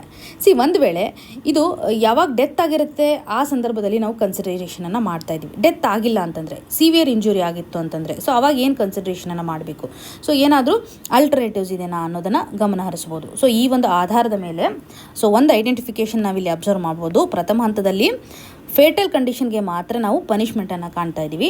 ಸಿವಿಯರ್ ಅಥವಾ ತುಂಬ ಸ್ಟ್ರಾಂಗ್ ಆಗಿ ಆ ವ್ಯಕ್ತಿಗೆ ಹಾರ್ಮ್ ಆಗಿದ್ದರೆ ಈ ಒಂದು ಸಂದರ್ಭದಲ್ಲಿ ನಾವು ಎಷ್ಟರ ಮಟ್ಟಿಗೆ ಪನಿಷ್ ಮಾಡಬೇಕು ಅನ್ನುವಂಥ ಪ್ರೊವಿಷನ್ಸ್ಗಳನ್ನು ನಾವು ಕಾಣ್ತಾ ಇಲ್ಲ ಅಂತ ಗಮನ ಹರಿಸ್ಬೋದು. ಸೊ ಇದರೊಂದಿಗೆ ನೆಕ್ಸ್ಟ್ ಇವಾಗ ಕೆಲವೊಂದಿಷ್ಟು ಡೆಫಿನೇಷನ್ಸನ್ನು ನಾವು ಗಮನ ಹರಿಸೋದಾದರೆ ಇವಾಗ ಕಳ್ತನ ಅಂತಲೇ ಹೇಳ್ತೀವಿ ಅಥವಾ ಥ್ರೆಫ್ಟ್ಗೆ ಸಂಬಂಧಪಟ್ಟಂತಹ ಕೆಲವೊಂದಿಷ್ಟು ಡೆಫಿನೇಷನ್ ನಡಿನಲ್ಲಿ ಗಮನ ಹರಿಸೋದಾದರೆ ಪ್ರಿಟಿ ಆರ್ಗನೈಸ್ಡ್ ಕ್ರೈಮ್ ಅನ್ನುವಂಥದ್ದಾಗಿ ಇಲ್ಲಿ ಮೆನ್ಷನ್ ಮಾಡ್ತಾ ಇದ್ದಾರೆ. ಸೊ ಇದನ್ನು ನಾವು ಸೆಕ್ಷನ್ 112 ನಡಿನಲ್ಲಿ ಐಡೆಂಟಿಫಿಕೇಷನನ್ನು ಮಾಡಿರೋ ಪ್ರಕಾರ ಥೆಫ್ಟ್ಗೆ ಸಂಬಂಧಪಟ್ಟಂತಹ ಡೆಫಿನೇಷನನ್ನು ಸೆಕ್ಷನ್ 303 ಸಬ್ ಕ್ಲಾಸ್ 2 ನಡಿನಲ್ಲಿ ಕಾಣ್ತಾ ಇದ್ದೀವಿ. ಈವನ್ ಹ್ಯೂಮನ್ ಟ್ರಾಫಿಕಿಂಗ್ಗೆ ಸಂಬಂಧಪಟ್ಟಂತೆಯೂ ಸಹ ಕೆಲವೊಂದಿಷ್ಟು ಪ್ರೊವಿಷನ್ಸ್ಗಳನ್ನು ಕಾಣ್ತಾ ಇದ್ದೀವಿ. ಸೊ ಇಲ್ಲಿಯೂ ಸಹ ಪ್ರಾಪರ್ ಆಗಿರುವಂಥ ಒಂದು ಡೆಫಿನೇಷನ್ ಅಥವಾ ಪನಿಷ್ಮೆಂಟ್ಗೆ ಸಂಬಂಧಪಟ್ಟಂಥ ಕ್ಲಾರಿಟಿ ಇಲ್ಲ ಅಂತ ಕಾಣ್ತಾ ಇದ್ದೀವಿ. ಸೊ ಇವುಗಳನ್ನು ನೀವು ಅಬ್ಸರ್ವ್ ಮಾಡಬೇಕು. ಸೊ ಯಾವ್ಯಾವ ಸೆಕ್ಷನನ್ನು ಆಥರ್ ಅವರು ಎಂಫಸಿಸ್ ಮಾಡ್ತಾ ಇದ್ದಾರೆ, ಸೆಕ್ಷನ್ 106 ಅಂತ ಕಾಣ್ಬೋದು ಇದರಲ್ಲಿ ಸಬ್ ಕ್ಲಾಸ್ 2. ಅಗೇನ್ ಇಲ್ಲಿ ಪ್ರಿಟಿ ಆರ್ಗನೈಸ್ಡ್ ಕ್ರೈಮ್ಗೆ ಸಂಬಂಧಪಟ್ಟಂತೆ ಸೆಕ್ಷನ್ 112, ಥೆಫ್ಟ್ ರಿಲೇಟೆಡ್ ಇರುವಂತೆ ಸೆಕ್ಷನ್ 303 ಸಬ್ ಕ್ಲಾಸ್ 2 ನಡಿನಲ್ಲಿ. ಈ ಎಲ್ಲ ಸೆಕ್ಷನ್ಸ್ಗಳು ನಮಗೆ ಏನು ಇಂಪಾರ್ಟೆಂಟ್ ಆಗೋದಿಲ್ಲ, ಜನರಲಿ ನೀವು ಇಲ್ಲಿ ಅಂಡರ್ಸ್ಟ್ಯಾಂಡ್ ಮಾಡ್ಕೋಬಹುದು ಅಥವಾ ಏನಿದೆ ಕೋರ್ ಐಡಿಯಾ ಅಂತ ಇಲ್ಲಿ ಗಮನ ಹರಿಸಬೇಕಾಗುತ್ತೆ. ಸೊ ಫಸ್ಟ್ ಕೇಸನ್ನು ನಾವು ಆಲ್ರೆಡಿ ಡಿಸ್ಕಷನ್ ಮಾಡಿರೋ ಪ್ರಕಾರ ಫಸ್ಟ್ ಕೇಸ್ ನಡಿನಲ್ಲಿ ಸಿಮಿಲರ್ ಕಾನ್ಸಿಕ್ವೆನ್ಸಸ್ ಆಗಿರುವಂಥ ಸಂದರ್ಭದಲ್ಲಿ ಯಾವುದೇ ರೀತಿಯಾದಂಥ ಲಾಗಳನ್ನು ನಾವು ಕಾಣ್ತಾ ಇಲ್ಲ. ಸೊ ಆವಾಗ ಇಂಜೂರ್ಡ್ ಆಗಿರುವಂಥ ಒಂದು ಪರ್ಸನ್ಗೆ ನಾವು ಎಷ್ಟರ ಮಟ್ಟಿಗೆ ಮೆಡಿಕಲ್ ಅಸಿಸ್ಟೆನ್ಸನ್ನು ಪ್ರೊವೈಡ್ ಮಾಡ್ತೀವಿ. ಆಕ್ಸಿಡೆಂಟ್ ಆಗಿರುವಂಥ ಸಂದರ್ಭದಲ್ಲಿ ಡೆತ್ ಆದರೆ ಮಾತ್ರ ಇಲ್ಲಿ ನಾವು ಪನಿಷ್ಮೆಂಟನ್ನು ಪ್ರೊವೈಡ್ ಮಾಡ್ತಾ ಇದ್ದೀವಿ ಅನ್ನುವಂಥ ಒಂದು ಕನ್ಸರ್ನನ್ನು ಇಲ್ಲಿ ಗಮನ ಹರಿಸ್ಬೋದು. ಇದರೊಂದಿಗೆ ಇವಾಗ ವಿಟ್ನೆಸ್ ಯಾರು, ವಿಟ್ನೆಸ್ನ ಒಂದು ಆಧಾರದ ಮೇಲೆ ನಾವು ಪನಿಷ್ಮೆಂಟನ್ನು ಕೊಡಬೇಕಲ್ಲ. 10 ವರ್ಷ ಇಂಪ್ರಿಸನ್ಮೆಂಟ್ ಮಾಡ್ತಾ ಇದ್ದಾರೆ ಅಂತಂದರೆ ಸರಿಯಾದಂಥ ವಿಟ್ನೆಸ್ ಇಂಪಾರ್ಟೆಂಟ್. ಇವಾಗ ಯಾರಿಗೆ ಆಕ್ಸಿಡೆಂಟ್ ಆಗಿರ್ತಾರಲ್ಲ ಅವರ ಒಂದು ಸ್ಟೇಟ್ಮೆಂಟನ್ನು ತೆಗೆದುಕೊಳ್ಳೋದು ಸರಿನಾ? ಸೊ ಇದಕ್ಕೆ ಸಂಬಂಧಪಟ್ಟಂತೆ ನಮ್ಮ ಸಂವಿಧಾನದಲ್ಲಿರುವಂತಹ ಪ್ರೊವಿಷನ್ಸ್ಗಳನ್ನು ಇಲ್ಲಿ ಎಂಫಸಿಸ್ ಮಾಡ್ತಾ ಇದ್ದಾರೆ. ಆರ್ಟಿಕಲ್ 20 ಸಬ್ ಕ್ಲಾಸ್ 3 ಸಂವಿಧಾನಾತ್ಮಕವಾಗಿ ತೆಗೆದುಕೊಳ್ಳೋದಾದರೆ ಸೆಲ್ಫ್ ಇನ್ಕ್ರಿಮಿನೇಷನನ್ನು ಸಪೋರ್ಟ್ ಮಾಡೋದಿಲ್ಲ, ವಿರುದ್ಧ ಮಾಡುತ್ತೆ ಅನ್ನೋದು ನಿಮಗೆಲ್ಲ ಕ್ಲಿಯರ್ ಇದೆ, ಪ್ರೊಹಿಬಿಷನ್ ಮಾಡುತ್ತೆ ಅಂತ. ಈ ಒಂದು ಸ್ಟೇಟ್ಮೆಂಟನ್ನು ಓದಿದರೆ ನಿಮಗೆ ಕ್ಲಿಯರ್ ಆಗುತ್ತೆ. No person accused of any offence shall be compelled to be a witness against himself ಅಂತ. ಅಂದರೆ ವಿಟ್ನೆಸ್ನ ಒಂದು ಅವಶ್ಯಕತೆ ಇದೆ, ತಾವೇ ಇವತ್ತು ವಿಟ್ನೆಸ್ ಆಗುವಂತಿಲ್ಲ ಅಂತ ಸಂವಿಧಾನದಲ್ಲಿರುವಂಥ ಹೇಳಿಕೆ. ಸೊ ಎಷ್ಟರ ಮಟ್ಟಿಗೆ ನಾವು ಕನ್ಸಿಡರ್ ಮಾಡ್ತೀವಿ, ಇಲ್ಲಿ ಮೂಲಭೂತ ಹಕ್ಕಿಗೆ ಸಂಬಂಧಪಟ್ಟಂತಹ ವಯಲೇಷನ್ ಅಥವಾ ಕಾನ್ಫ್ಲಿಕ್ಟನ್ನು ಸಹ ಕ್ರಿಯೇಟ್ ಮಾಡುತ್ತೆ ಅನ್ನೋದನ್ನು ಗಮನ ಹರಿಸ್ಬೋದು. ಸೊ ಇದರ ಆಧಾರದ ಮೇಲೆ ಆರ್ಟಿಕಲ್ 20 ಸಬ್ ಕ್ಲಾಸ್ 3 ಅನ್ನು ಸಪೋರ್ಟ್ ಮಾಡುವಂಥ ಸುಪ್ರೀಂ ಕೋರ್ಟ್ ಜಡ್ಜ್ಮೆಂಟನ್ನು ಸಹ ಇಲ್ಲಿ ಕಾಣೋದಾದರೆ ನಂದಿನಿ ಸತ್ಪತಿ ವರ್ಸಸ್ PL ಧಾನಿ ಅಂತಕ್ಕಂಥ ಒಂದು ಕೇಸನ್ನು. ಸೊ ಇಲ್ಲಿ ಟೆಸ್ಟಿಮನಿಗೆ ಸಂಬಂಧಪಟ್ಟಂತೆ ನಾವು ಎಷ್ಟರ ಮಟ್ಟಿಗೆ ಸ್ಕೋಪನ್ನು ಪ್ರೊವೈಡ್ ಮಾಡಬೇಕು ಅನ್ನುವಂಥ ಒಂದು ಕಂಡೀಷನನ್ನು ಸಹ ಇಲ್ಲಿ ಎಂಫಸಿಸ್ ಮಾಡ್ತಾ ಇದ್ದಾರೆ. ಸೊ ಥ್ರೆಟ್ ಯಾವ ರೀತಿಯಾಗಿದೆ, ವೈಲೆನ್ಸ್ ಆಗಿದೆನಾ, ಅಥವಾ ಆ ಒಂದು ಆ್ಯಕ್ಟಿವಿಟಿಯ ಆಧಾರದ ಮೇಲೆ ನಾವಿಲ್ಲಿ ಡಿಸ್ಕ್ರಿಷನ್ ಪವರನ್ನು ಕನ್ಸಿಡರ್ ಮಾಡಬೇಕಾಗತ್ತೆ. ಸೊ ತುಂಬ ಟಾರ್ಚರ್ ಆಗಿರುವಂಥ ಸಂದರ್ಭದಲ್ಲಿ, ಸೊ ಅವರು ಮೆಂಟಲಿ ಇಲ್ಲಿರುವಂಥ ಸಂದರ್ಭದಲ್ಲಿ ಅವರ ಒಂದು ಕನ್ಸಿಡ್ರೇಷನನ್ನು ಮಾಡಲಿಕ್ಕಾಗಲ್ಲ. ಬಟ್ ಇಲ್ಲಿ ನಾವು ಯಾವುದೇ ಜಡ್ಜ್ಮೆಂಟನ್ನು ತಗೊಳ್ಳುವಾಗ ಕಲೆಕ್ಟಿವ್ ಇನ್ಫಾರ್ಮೇಷನ್ಸನ್ನು ತೆಗೆದುಕೊಳ್ಬೇಕಾಗತ್ತೆ. ಸೊ ಇದರ ಆಧಾರದ ಮೇಲೂ ಸಹ ಸಂವಿಧಾನಾತ್ಮಕವಾಗಿರುವಂಥ ಪ್ರೊವಿಷನ್ಸನ್ನು ಎತ್ತಿ ಹಿಡಿಯುವಂಥದ್ದು. ಸೊ ಪನಿಷ್ಮೆಂಟನ್ನು ಕೊಡುವಂಥ ಸಂದರ್ಭದಲ್ಲಿ ನಾವು ವಿಟ್ನೆಸಸ್ಗಳನ್ನು ಹೇಗೆ ಕನ್ಸಿಡರ್ ಮಾಡ್ತೀವಿ ಅಂತಲೂ ಸಹ ಇಲ್ಲಿ ಗಮನ ಹರಿಸ್ಬೋದು. ಇದರೊಂದಿಗೆ ಸೆಕ್ಷನ್ 112, ಸೊ ಇವಾಗ ಆಲ್ರೆಡಿ ನಾವು ಮುಗಿಸಿದ್ವಿ 106ಗೆ ಸಂಬಂಧಪಟ್ಟಂಥ ಲೂಪ್ ಹೋಲ್ಸ್ಗಳನ್ನು ಐಡೆಂಟಿಫೈ ಮಾಡಿದ್ವಿ. ಸೆಕ್ಷನ್ 112 ನಡಿನಲ್ಲಿ ನಾವು ನೋಡೋದಾದರೆ ಇಲ್ಲಿ ಪ್ರಾಪರಾಗಿ ಯಾವುದೇ ರೀತಿಯಂಥ ಡೆಫಿನೇಷನನ್ನು ಕಾಣ್ತಾ ಇಲ್ಲ. ಪ್ರಿಟಿ ಆರ್ಗನೈಸ್ಡ್ ಕ್ರೈಮ್ ಅಂತ ಹೇಳ್ತಾ ಇದ್ದೀವಲ್ಲ, ಸೊ ಇಲ್ಲಿ ಪ್ರಿಟಿ ಆರ್ಗನೈಸ್ಡ್ ಕ್ರೈಮ್ ಅನ್ನುವಂಥ ಒಂದು ಸಮಸ್ಯೆಯನ್ನು ಬಗೆಹರಿಸೋದಾದರೆ ಪರ್ಟಿಕ್ಯುಲರ್ಲಿ ಇವಾಗ 2 ಸೆಕ್ಷನಲ್ಲಿ ಲೂಪ್ ಹೋಲ್ಸ್ಗಳಿದ್ದಾವೆ. ಸೊ ಇವತ್ತು ಗ್ರೂಪ್ ಅಥವಾ ಗ್ಯಾಂಗಲ್ಲಿ ಇರ್ತಕ್ಕಂಥ ಜನ ಏನಾದರೂ ವಯಲೇಷನ್ಸನ್ನು ಮಾಡ್ತಾಯಿದ್ರೆ, ಅಥವಾ ಇಂಡಿವಿಜುವಲ್ ಪರ್ಸನ್ ಆಗಿರ್ಬೋದು, ಅಥವಾ ಎಲ್ಲರೂ ಸೇರಿಬಿಟ್ಟು ಏನಾದರೂ ಕ್ರೈಮ್ ಮಾಡ್ತಾ ಇದ್ದಾರಲ್ಲ, ಹೆಂಗೆ ಪನಿಷ್ ಮಾಡಬೇಕು ಅಂತ ಪ್ರೊವಿಷನ್ಸ್ಗಳಿದ್ದಾವೆ. ಚೀಟಿಂಗ್ ಕೇಸ್ ಆಗಿರ್ಬೋದು, ಸ್ನ್ಯಾಚಿಂಗ್ ಕೇಸ್ ಆಗಿರ್ಬೋದು, ಥೆಫ್ಟ್ ಕಂಡೀಷನ್ಸ್ಗಳು ಇವೆಲ್ಲ ಇದ್ದಾವೆ. ಸೊ ಇದಕ್ಕೆ ಸಂಬಂಧಪಟ್ಟಂತೆ ನಾವು ಪನಿಷ್ಮೆಂಟನ್ನು ಕಾಣ್ತಾ ಇದ್ದೀವಿ. ಇಲ್ಲಿ 2 ಕಂಡೀಷನ್ ಏನಂತಂದರೆ, ಫಾರ್ ಎಕ್ಸಾಂಪಲ್ ಇವಾಗ ಅನ್ಅಥರೈಸ್ಡ್ ಸೆಲ್ಲಿಂಗ್ ಟಿಕೆಟ್ಸ್ ಅನ್ನುವಂಥದ್ದೂ ಸಹ ಈ ಒಂದು ಸೆಕ್ಷನ್ನಲ್ಲಿದೆ. So selling of public examination question paper ಅಂತಲೂ ಸಹ ಇದೆ. ಸೊ ಇಲ್ಲಿ ನಮ್ಗೆ ಕರೆಕ್ಟಾಗಿ ಗೊತ್ತಿಲ್ಲ, ಒಂದು ಸ್ಪೆಷಲ್ ಆ್ಯಕ್ಟಲ್ಲಿ ಕನ್ಸಿಡರ್ ಮಾಡ್ತಾ ಇದ್ದೀವಾ, ಯಾವುದೇ ಲಿಂಕನ್ನು ಇಲ್ಲಿ ನಾವು ಕಾಣ್ತಾ ಇಲ್ಲ ಅನ್ನೋದನ್ನು ಕಾಣ್ಬೋದು. ಸೊ ಫ್ರೇಸಿಂಗ್ಗೆ ಸಂಬಂಧಪಟ್ಟಂಥ ಕ್ವಶನ್ ಮಾರ್ಕನ್ನು ಹಾಕ್ತಾ ಇದ್ದಾರೆ. ಸೊ ಇಲ್ಲಿ ಓಪನ್ ಎಂಡೆಡ್ ಕಂಡೀಷನ್ಸ್ಗಳನ್ನು ಇದು ಕ್ರಿಯೇಟ್ ಮಾಡ್ತಾ ಇದೆ. ಇಂಡೆಫಿನೆಟ್ ಅಸಂಪ್ಷನ್ಸ್ಗೂ ಸಹ ಇದು ಕ್ರಿಯೇಷನನ್ನು ಮಾಡ್ತಾ ಇದೆ ಅಂತ ಗಮನ ಹರಿಸ್ಬೋದು. ಏಕೆಂದರೆ ಇಲ್ಲಿ ಪರ್ಟಿಕ್ಯುಲರ್ಲಿ ನಾವು ಎಷ್ಟು ಇಯರ್ಸ್ ಕೊಡ್ತೀವಿ, ಯಾವ ರೀತಿ ಅಂತ ಅಬ್ಲಿಗೇಷನ್ಸ್ಗಳಿದ್ದಾವೆ ಅಂತ ಗಮನ ಹರಿಸ್ಬೋದು. ಫಾರ್ ಎಕ್ಸಾಂಪಲ್ ಇವಾಗ ಸೆಕ್ಷನ್ 303ನಲ್ಲಿರುವಂಥ ಒಂದು ಕಂಡೀಷನ್ ಆಧಾರದ ಮೇಲೆ ಸ್ನ್ಯಾಚಿಂಗ್ ಕೇಸಸ್ಗೆ ಸಂಬಂಧಪಟ್ಟಂತೆ 3 years ಇಂಪ್ರಿಸನ್ಮೆಂಟ್ ಇದೆ. ಸೊ ಇದಾದ ಮೇಲೆ ಇವಾಗ ಮನೆಗೆ ಹೋಗಿ ಡ್ವೆಲ್ಲಿಂಗ್ ಇರುವಂಥ, ಅಂದರೆ ಬದುಕ್ತಾ ಇರುವಂಥ ಮನೆಗೆ ಹೋಗಿ ಏನಾದರೂ ಸಿವಿಯರ್ ಇಂಜುರಿ ಮಾಡಿದರೆ ಥೆಫ್ಟ್ಗೆ ಸಂಬಂಧಪಟ್ಟಂತೆ ನೋಡೋದಾದರೆ 7 years ಅಷ್ಟು ಇಂಪ್ರಿಸನ್ಮೆಂಟ್ ಇದೆ ಅಂತ ನಾವು ಗಮನ ಹರಿಸ್ತಾ ಇದ್ದೀವಿ. ಸೊ ಇಲ್ಲಿ ನಾವು 10 years ಕೊಡ್ತಾ ಇದ್ದೀವಿ ಅಂತ ಏನು ನೋಡ್ಬೋದಲ್ಲ, ಈ ಒಂದು 10 years ಕೊಡುವಂತಹ ಸಂದರ್ಭದಲ್ಲಿ ಕೇವಲ ಈ ಚೀಟಿಂಗ್ ಕೇಸ್ಗೆ ಸಂಬಂಧಿಸಿದಂತೆ ಈ ಮೊದಲು ಇರೋದನ್ನು ಇಯರ್ ಇನ್ಕ್ರೀಸ್ ಮಾಡಿದ್ದಾರೆ. ಸೊ ಮೊದಲು ಇರುವಂಥ ಇಯರ್ಸ್ಗೆ ಇವಾಗ 10 yearsಗೆ ಇನ್ಕ್ರೀಸ್ ಮಾಡಿರೋದನ್ನು ನಾವು ಕಾಣ್ತಾ ಇದ್ವಿ. ಸೊ ಇದು ಇಲ್ಲಿ ಇಶ್ಯೂಸನ್ನು ಕ್ರಿಯೇಟ್ ಮಾಡ್ತಾ ಇದೆ. 10 years ಇಂಪ್ರಿಸನ್ಮೆಂಟ್ ಕೊಡ್ತಾ ಇದ್ದೀವಿ ಅಂತಂದರೆ ಆ್ಯಕ್ಟ್ನ ಮುಖಾಂತರ ನಮ್ಗೆ ಇಷ್ಟೊಂದು ಪನಿಷ್ಮೆಂಟ್ ಇದೆ. ಇಲ್ಲಿ ಜುಡಿಷಿಯರಿ ಸಿಸ್ಟಮ್ನ ಒಂದು ಇಂಪಾರ್ಟೆನ್ಸನ್ನು ಸಹ ಕ್ವಶನ್ ಮಾರ್ಕನ್ನು ಕ್ರಿಯೇಟ್ ಮಾಡ್ತಾ ಇದೆ ಅಂತಲೇ ನಾವು ಗಮನ ಹರಿಸ್ಬೋದು. ಸೊ ಈ ಒಂದು ಆಧಾರದ ಮೇಲೆ ಸೆಕ್ಷನ್ 106 ಸಬ್ ಕ್ಲಾಸ್ 2, ಸೆಕ್ಷನ್ 112ನಲ್ಲಿರುವಂತಹ ಕ್ಲಾಸ್ಗಳನ್ನು ಇವರು ಎತ್ತಿ ಹಿಡಿತಾ ಇದ್ದಾರೆ. ಸೊ ಇದರೊಂದಿಗೂ ಸಹ ನಾವಿಲ್ಲಿ ಗಮನ ಹರಿಸೋದಾದರೆ ಪ್ರಾಪರ್ಟಿ ಥೆಫ್ಟ್ಗೆ ಸಂಬಂಧಪಟ್ಟಂತೆಯೂ ಸಹ ಅದರಲ್ಲೂ ಸ್ಪೆಸಿಫಿಕ್ ವ್ಯಾಲ್ಯೂಸ್ ಇವಾಗ 5,000ಕಿನ್ನೂ ಬಿಲೋ ಇತ್ತು ಅಂತ ಅಂದ್ಕೊಳ್ಳಿ. ಸೊ ಆ ಒಂದು ಸಂದರ್ಭದಲ್ಲಿ ಡಿಸ್ಕ್ರಿಷನರಿ ಪವರ್ ಕೊಟ್ಟಿದ್ದಾರೆ. ಸೊ ಯಾವುದೇ ರೀತಿಯಾಗಿ ಇವಾಗ 5,000 ಬಿಲೋ ಇತ್ತಂದರೆ ಅದನ್ನು ರಿಜಿಸ್ಟ್ರೇ ಮಾಡೋದಿಲ್ಲ ಅಂತ, 5,000 ಇದ್ದ ತಕ್ಷಣ ಕಂಪೆನ್ಸೇಷನನ್ನು ಈಸಿಯಾಗಿ ಕೊಟ್ಬಿಟ್ಟು ಅವ್ರಿಗೆ ಪನಿಷ್ಮೆಂಟೇ ಕೊಡೋದಿಲ್ಲ ಅನ್ನುವಂಥ ಒಂದು ಎಕ್ಸಾಮ್ಷನ್ಸನ್ನು ಕಾಣ್ಬೋದು. ಆದರೆ ಕಂಡೀಷನ್ ಏನಿದೆ ಅಂತಂದರೆ ಇವಾಗ ಸಿಟಿಗಳಲ್ಲಿ 5,000 ಏನು ನೆಗ್ಲಿಜಿಬಲ್ ಅಂತಲೇ ಹೇಳ್ಬೋದು. ಸೊ ಈ ಒಂದು ಲೀಗಲ್ ಪ್ರಾಕ್ಟೀಸಸ್ ನಡಿನಲ್ಲಿ 5,000 ಓಕೆ ಮೈನರ್ ಅಂತಲೇ ಕನ್ಸಿಡರ್ ಮಾಡ್ಬೋದು. ಅದೇ ನಾವು ಇವಾಗ ಹಳ್ಳಿಗಳಲ್ಲಿ ನಾವು ನೋಡೋದಾದರೆ, ಸೊ ಹಳ್ಳಿ ರೀಜನ್ಸಲ್ಲಿ ಅಬ್ಸರ್ವ್ ಮಾಡಿದ್ದೇ ಆದರೆ ಅವ್ರಿಗೆ 5,000 ತುಂಬ ಬಿಗ್ ಅಸೆಟ್ ಅಂತಲೇ ಹೇಳ್ಬೋದು. ಡೈಲಿ ವೇಜ್ ವರ್ಕರ್ಸ್ಗಳಿಗೆ ಇರ್ತಕ್ಕಂಥ ಒಂದು ಬಿಗ್ಗೆಸ್ಟ್ ಅಸೆಟ್ ಅಂತಲೇ ನಾವಿಲ್ಲಿ ಗಮನ ಹರಿಸ್ಬೋದು. ಸೊ 5,000ಕಿಂತ ಕಡಿಮೆ ಇತ್ತಂದರೆ ಆ ಲೀಗಲ್ ಪ್ರೊಸೆಸ್ ಎಲ್ಲ ಕಂಟಿನ್ಯೂಷನ್ ಆಗುತ್ತೆ ಮತ್ತು FIRಗಳನ್ನೇನು ರಿಜಿಸ್ಟ್ರೇಷನ್ನೇ ಮಾಡ್ಕೊಳೋದಿಲ್ಲ. ಈವನ್ ಪೊಲೀಸ್ ಫೋರ್ಸ್ಗಳ ಒಂದು ಇನ್ವಾಲ್ವ್ಮೆಂಟೂ ಸಹ ಆಗೋದಿಲ್ಲ ಅಂತ ನಾವಿಲ್ಲಿ ಕೋರ್ ಇನ್ಫಾರ್ಮೇಷನ್ ಆಗಿ ತೆಗೆದುಕೊಳ್ಬೋದು. ಸೊ ಈ ಒಂದು ಆಧಾರದ ಮೇಲೆ ನಾವು ಇಲ್ಲಿ ಏನು ಗಮನ ಹರಿಸಬೇಕಾಗುತ್ತೆ ಅಂತಂದರೆ, ಈ ಒಂದು ಲೀಗಲ್ ಪ್ರೊವಿಷನ್ ನಡಿನಲ್ಲಿ ಎಕ್ಸಂಪ್ಷನ್ ಕೊಟ್ಟಿರೋದ್ರಿಂದನೂ ಸಹ ಸಮ್ ಸೆಕ್ಷನ್ಗೆ ಹಾರ್ಮ್ ಆಗುತ್ತೆ ಅನ್ನೋದನ್ನು ನಾವು ಗಮನ ಹರಿಸಬೇಕಾಗುತ್ತೆ. ಇವಾಗ 5,000ಕಿಂತ ಕಡಿಮೆ ಇದೆ ಅಂತ ತಕ್ಷಣ ಇವಾಗ ಪೊಲೀಸ್ನ ಒಂದು ಕಸ್ಟಡಿಗೆ ಬರೋದೇ ಇಲ್ಲ, ಅದು ಪೊಲೀಸ್ನ ಒಂದು ರೆಡಾರ್ ನಡಿನಲ್ಲೇ ಅವರು ಬರೋದಿಲ್ಲ ಅನ್ನೋಂಥದ್ದನ್ನು ಕಾಣ್ತಾ ಇದ್ದೀವಿ. ಸೊ ಇಲ್ಲಿ ಪ್ರೊವಿಷನ್ ನಡಿನಲ್ಲಿ ಮಿಸ್ಟೇಕ್ಸ್ಗಳು ಆಗ್ತಾ ಇದ್ದಾವೆ ಅನ್ನುವಂಥದ್ದನ್ನು ಗಮನ ಹರಿಸ್ಬೋದು. ಸೊ ಸೆಕ್ಷನ್ 303ನಲ್ಲಿರುವಂಥ ಒಂದು ಪನಿಷ್ಮೆಂಟ್ನ ಆಧಾರದ ಮೇಲೂ ಸಹ ನಾವು ಎಷ್ಟರ ಮಟ್ಟಿಗೆ ಇವಾಗ ಕ್ಯಾಪಿಟಲ್ ಪನಿಷ್ಮೆಂಟ್ ಮಾಡ್ತಾ ಇದ್ದೀವಿ. ಸೊ ಇದು ಸಂವಿಧಾನಾತ್ಮಕವಾಗಿ ಸರಿಯಲ್ಲ, ಅನ್ಕಾನ್ಸ್ಟಿಟ್ಯೂಷನ್ ಅನ್ನುವಂಥದ್ದಾಗಿಯೂ ಸಹ ಕಾಣ್ಬೋದು. Supreme ಕೋರ್ಟಲ್ಲಿರುವಂಥ Mithu versus state of ಪಂಜಾಬ್ನ ಒಂದು ಕೇಸ್ ನಡಿನಲ್ಲಿ ಅನ್ಕಾನ್ಸ್ಟಿಟ್ಯೂಷನ್ ಅನ್ನುವಂಥ ಒಂದು ರಿಕಗ್ನೈಷನ್ ಸಹ ಇಲ್ಲಿ ಮಾಡಿದ್ದಾರೆ. ಬಿಕಾಸ್ ಇಲ್ಲಿ ರೀಸನಬಲ್ ಆಗಿರಬೇಕು, ಫೇರ್ ಆಗಿರಬೇಕು ಅನ್ನುವಂಥ ಒಂದು ಕಂಡೀಷನನ್ನು ನಾವು ಜುಡಿಷಿಯರಿ ಸಿಸ್ಟಮಲ್ಲಿ ಕವರ್ ಮಾಡಲೇಬೇಕು. ಆರ್ಟಿಕಲ್ 21ಗೆ ಸಂಬಂಧಪಟ್ಟಂಥ ಕ್ವಶನನ್ನು ಸಹ ಇದು ಕ್ರಿಯೇಟ್ ಮಾಡ್ತಾ ಇದೆ. ಸೊ ಇಲ್ಲಿ ನೀವು ಅರ್ಥ ಮಾಡ್ಕೋಬೇಕಾಗಿರೋದು ಏನಂತಂದರೆ, ಜನರಲಿ ಒಂದು ಐಡಿಯಾರ್ಲಿ ಯಾವ್ಯಾವ ಸೆಕ್ಷನ್ ಅಡಿನಲ್ಲಿ ಯಾವ ರೀತಿಯಾದಂಥ ಬದಲಾವಣೆಯನ್ನು ಮಾಡಲಿಕ್ಕೆ ತರ್ತಾ ಇದ್ದಾರೆ ಅನ್ನುವಂಥ ಒಂದು ಐಡಿಯಾನ ಆಧಾರದ ಮೇಲೆ.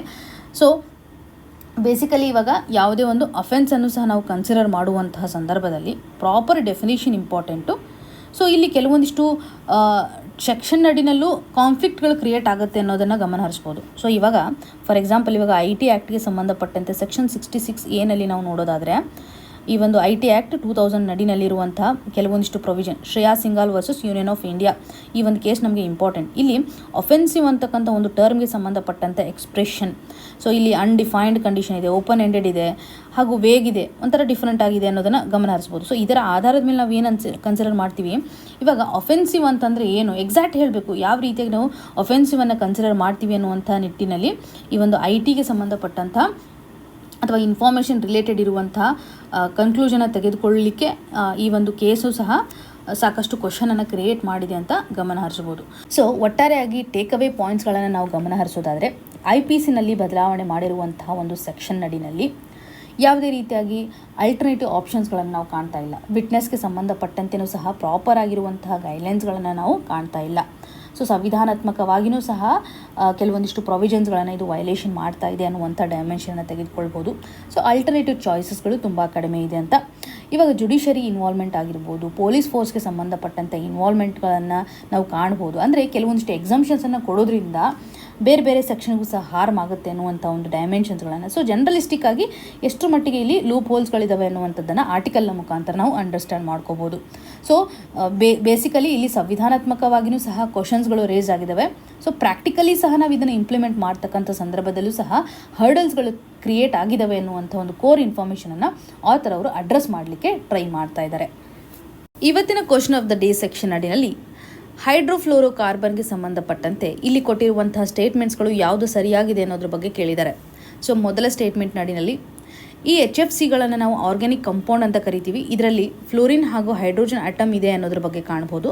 ಸೊ ಕಾಮನ್ಲಿ ಇವುಗಳನ್ನು ರೆಫ್ರಿಜರೇಟರ್ಸ್ ಮತ್ತು ಏರ್ ಕಂಡೀಷನರ್ಸ್ಗಳಲ್ಲಿ ಯೂಸ್ ಮಾಡ್ತಾರೆ ಅನ್ನುವಂಥದ್ದನ್ನು ಕಾಣ್ಬೋದು. ಸೊ ಕ್ಲೋರೋಫ್ಲೋರೋ ಕಾರ್ಬನ್ನ ಬದಲಾಗಿ CFCಗಳ ಬದಲಾಗಿ HFCಸ್ಗಳನ್ನು ಯೂಸ್ ಮಾಡ್ತಾರೆ ಅನ್ನುವಂಥ ಫಸ್ಟ್ ಸ್ಟೇಟ್ಮೆಂಟನ್ನು ಕಾಣ್ತಾ ಇದ್ದೀವಿ.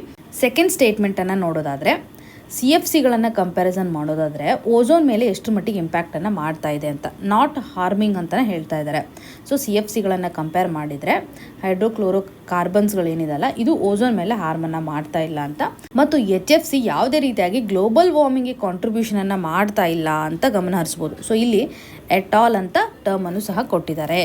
ಹಾಗಿದ್ರೆ ಇವುಗಳಲ್ಲಿ ಸರಿಯಾದಂತಹ ಸ್ಟೇಟ್ಮೆಂಟ್ಸ್ಗಳು ಯಾವ ರೀತಿಯಾಗಿದೆ ಅಂತ ಚೂಸ್ ಮಾಡಿ ಇಲ್ಲಿರುವಂಥ ಕಾಂಬಿನೇಷನ್ ಆಧಾರದ ಮೇಲೆ ಕಮೆಂಟ್ ಸೆಕ್ಷನಲ್ಲಿ ಮೆನ್ಷನ್ ಮಾಡಿ. ಸೊ ನಿಮಗೇನೇ ಕನ್ಸರ್ನ್ ಇದ್ರೂ ಸಹ ಕಮೆಂಟ್ನ ಮುಖಾಂತರ ತಿಳಿಸಿಕೊಡಿ ಅಂತ ಹೇಳ್ತಾ ಆಲ್ ದ ವೆರಿ ಬೆಸ್ಟ್. ಧನ್ಯವಾದಗಳು.